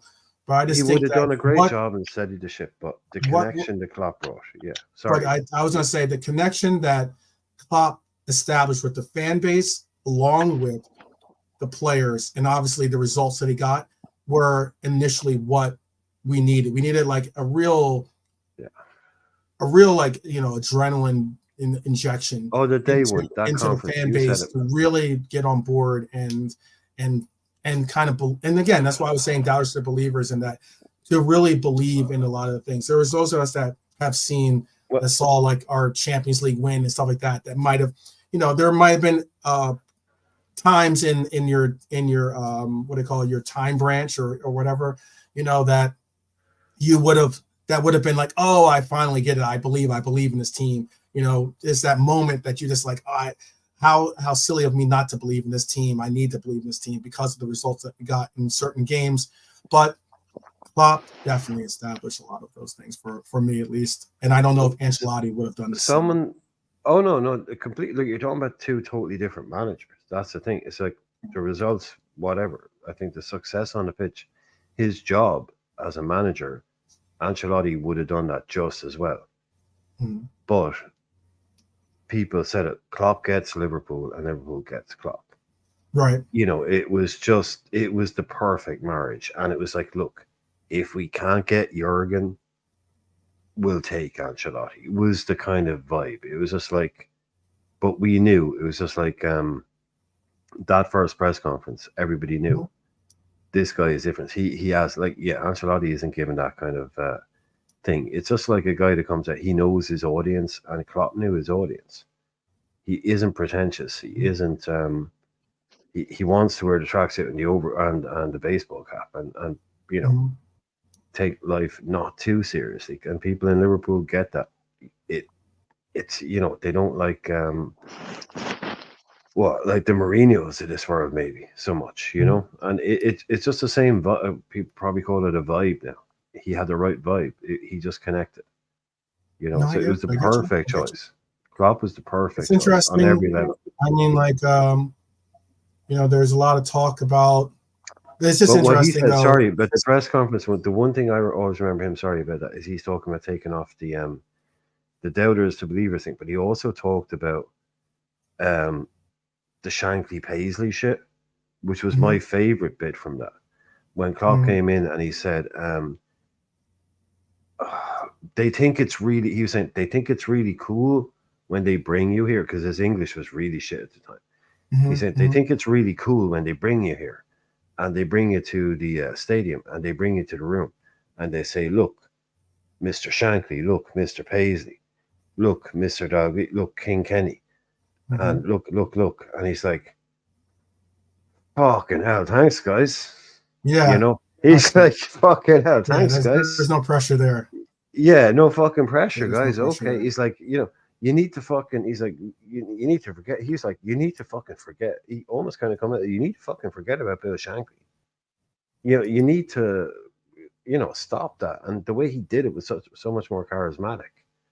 And he made it kind of funny, but it was just like the first guy to come here pointing out, like all the other managers would point out, it's so amazing to be here looking at these people. He was the first guy to come in and go, you fans need to chill out with the fucking Paisley and Shankly stuff, because it doesn't help a new manager. You haven't won anything in 25 years, 30 years. Like, you guys need to stop. No, I get that. I mean, look. Yeah, that's what he was pointing it out. Was like, yeah, it was like this. Sometimes you need to, he was talking about, he said, you need to take off the backpack of history, was what he said. You need to take off that weight and say that was amazing, but you need to move forward. And that was the way he said, he called it the backpack of history. I think it was the words he used. I mean, look, though, the backpack of history don't put that, is definitely on. Yeah. No, but what he was saying was, don't put that, if you put that weight on a new manager coming in the door, then you will weigh them down before they even have a chance to start, was the point he was making. And the fans got what he was saying. He's like, yeah, it's cool. We don't need to say you need to be this and need to be that. You just need to be you. And he broke, I think he was the first one to break that kind of link from the past. Yeah. And bring it to the new era and say there's a new era and we need to start from here. And like, yeah, and Ancelotti doesn't last 9 years. He doesn't connect with the fans the way that Klopp does, but probably does an amazing job. But Klopp is literally. Well, they have made a song about. But Klopp's your number one choice. Oh, hey, man, you win a song about us, you got songs for days. You win a title for us, I mean. But yeah, again, I just think Klopp was the ultimate. I was just showing it's just interesting because, like, look, there's been talks about possibly Ten Hag getting fired or released, however you want to put it.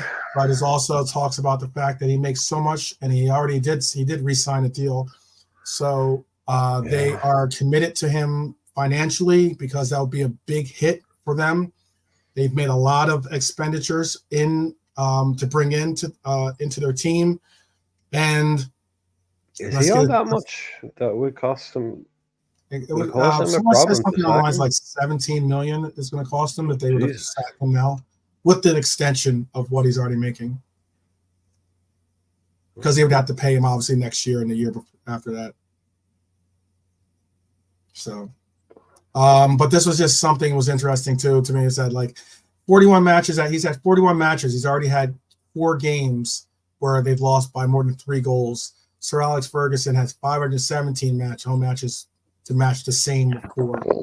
And then you go and then say, okay, well then Ali did have 55. He had 2. Moyes is a different story. He only had 16 home matches. Very short run for him, but he did have 2. And then Jose even had a game in there as well. Home Premier League losses by more than 3 goals. Oh, I see what it is now. Right, okay. So it only took him 41 home matches to be to tie for the first. Moyes was tracking. Yeah, Moyes was tracking.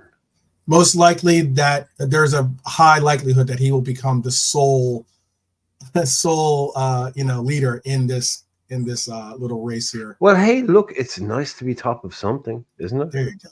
It's good to be top of something. Yep. Ten Hag got the wheel, people. Ten Hag got the wheel. That guy in the bottom right hand corner there, Ranić. Yeah. Very, very underrated. He did a lot of warnings for a lot of people did not want to listen to him. ignored everything he said and Yep. then tried to do it 2 years later. So very underrated Yep. guy. And then he goes on and does some really good work in the Euros, actually, with the national team that he took on. And they all laughed at him. All the thing about that is, again, I read certain forums that United fans every day, 365, they all laughed at him. He was being laughed out of the room. He was being called this, that. He was being called whatever, a fake, a fraud. He was in there making recommendations all the time that they didn't want to do.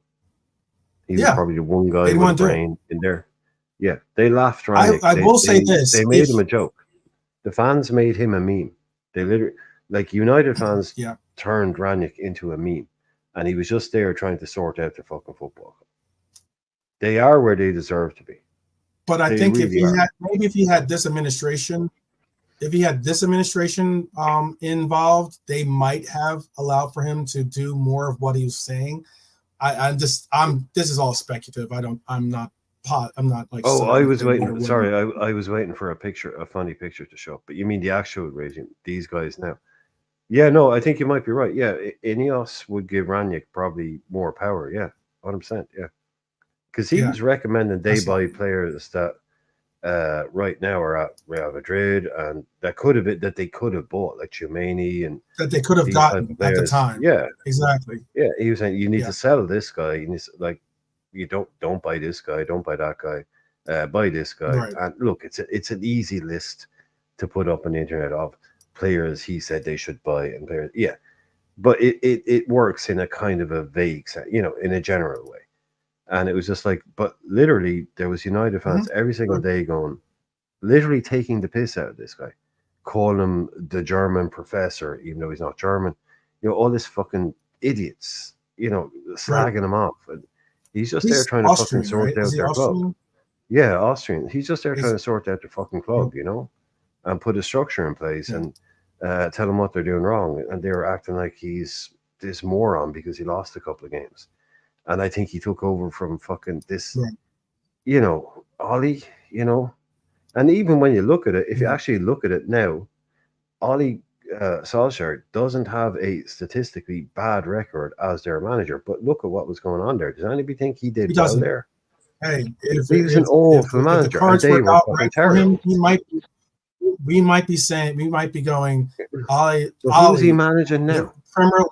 Premier League title winning Ollie could be what we say at one point, which is scary to think. But that just shows you that if you run that club correctly, if you run that club with just a modicum of common sense and intelligence, even a coach like Ole Gunnar Solskjaer could win you a league. Because at this level, with sporting directors and all the things that go on, you only need right now is a head coach. You don't need a manager. Right. So if you give these guys the best players on the planet, you give them a good atmosphere, to get them all fit, they can go win you a league. Even a Solskjaer could do that. That's how badly run that club is. They should be like almost second just by default. But nope. Yeah, Ranić is the Austria manager now. Exactly. He is, and again, this is not an argument to try to get any of these people to give any really lump any praise on any of these guys or any of those guys that were in that picture. But it's just more so for me. I'm looking at it as hey, I would love to see them keep Ollie at the wheel. Him too. But I would love to see them keep Ten Hag at the wheel and just keep on pushing on, because they have certainly some situations to handle when it comes to trying to right the ship. And I like the fact that all we are seeing right now is a lot of anger and confusion and, just what it is, just what they deserve as Red Devils. So is there anything you guys like to talk about or say before we bounce out of here? We're going to allow for everyone to enjoy. We're at the 3-hour mark here. So I wanted to make sure that we end right around the 3-hour mark, so the algorithm doesn't throw this episode too far into the lower pushed episodes. Anything you'd like to say? We could do final thoughts, actually, if there's nothing that you want to bring up, by the way. Irishman, if you don't have anything you want to say, you can bring your final thought to the table. No, well, there was one funny thing I just saw during the week where Jose Mourinho got a yellow card because there was a VAR decision that went against him, and he brought it up on his laptop and put it up in front of the TV camera. Okay. So he said it. Yeah. So he said he freeze framed it, showing that it was like onside or whatever, and he placed the laptop in front of the TV camera for the main feed, so it was just showing the laptop, and he got a yellow card for it. That's funny. Yeah. Yeah, Jose. I didn't bring up. I forgot to bring that up. Bruno did get his red card rescinded. So he's not going to be missing the next 3 games. So they'll have him back. You know what? As much as I would like to see him have to sit out those 3 games, I'm also kind of enjoying the fact that he did get it rescinded, because now he'll have to play. And he'll have to certainly try to make up the fact that he was dog doo-doo when it came to that game, at least. So, is there something you want to bring up, Nalante, or did you want to if you're welcome to go into your final thought, or if there's something you want to talk about real quickly, the floor is yours. No, I do have something, but I'll leave it for another day. Bring it up, man. Bring it up. No, I want to, bro. No?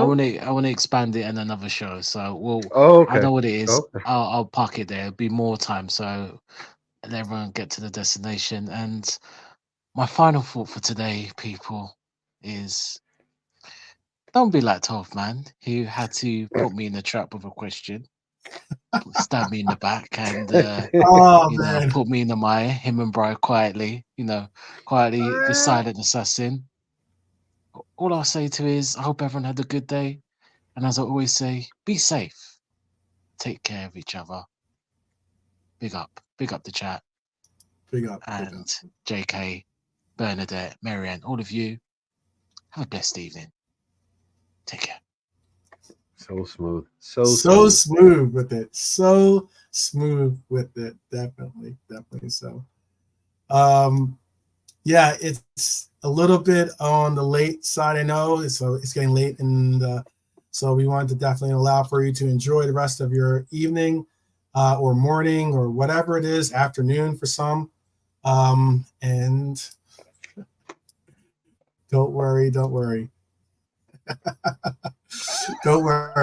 It won't be like that. It won't be like that. It was never a trap. It was never meant to be a trap. It was only meant to be just some enlightened thought. So big up to everyone joining us today again. If you're with us right now, big up to you, especially if you rocked with us the entire way. Even if you haven't, appreciate each and every one of you that joined us at some point of this broadcast. If you're joining us on the replay, please understand I appreciate that immensely as well, because you're watching something that's already played, but still you have interest enough to see what was said and what you can deal with, and leave your comments. If there's something that you want to talk about or something you want to address, put it in the comments, and we'll be sure to give some type of answer, or if not, bring it up in the next episode. But tomorrow we're going to have a lead in. We're going to have a roll call. That means roll calls, meaning like, hey, give a shout out where you're chiming in from. And big game tomorrow, big home game. So hopefully you'll be with us tomorrow. And my final thought is an easy final thought. It's the final thought I always have in every game, or every day that I get the pleasure to be here with you guys. And that is up the Reds, people, up the Reds. All right. Appreciate you. And we will see you tomorrow, hopefully. All right. Take care.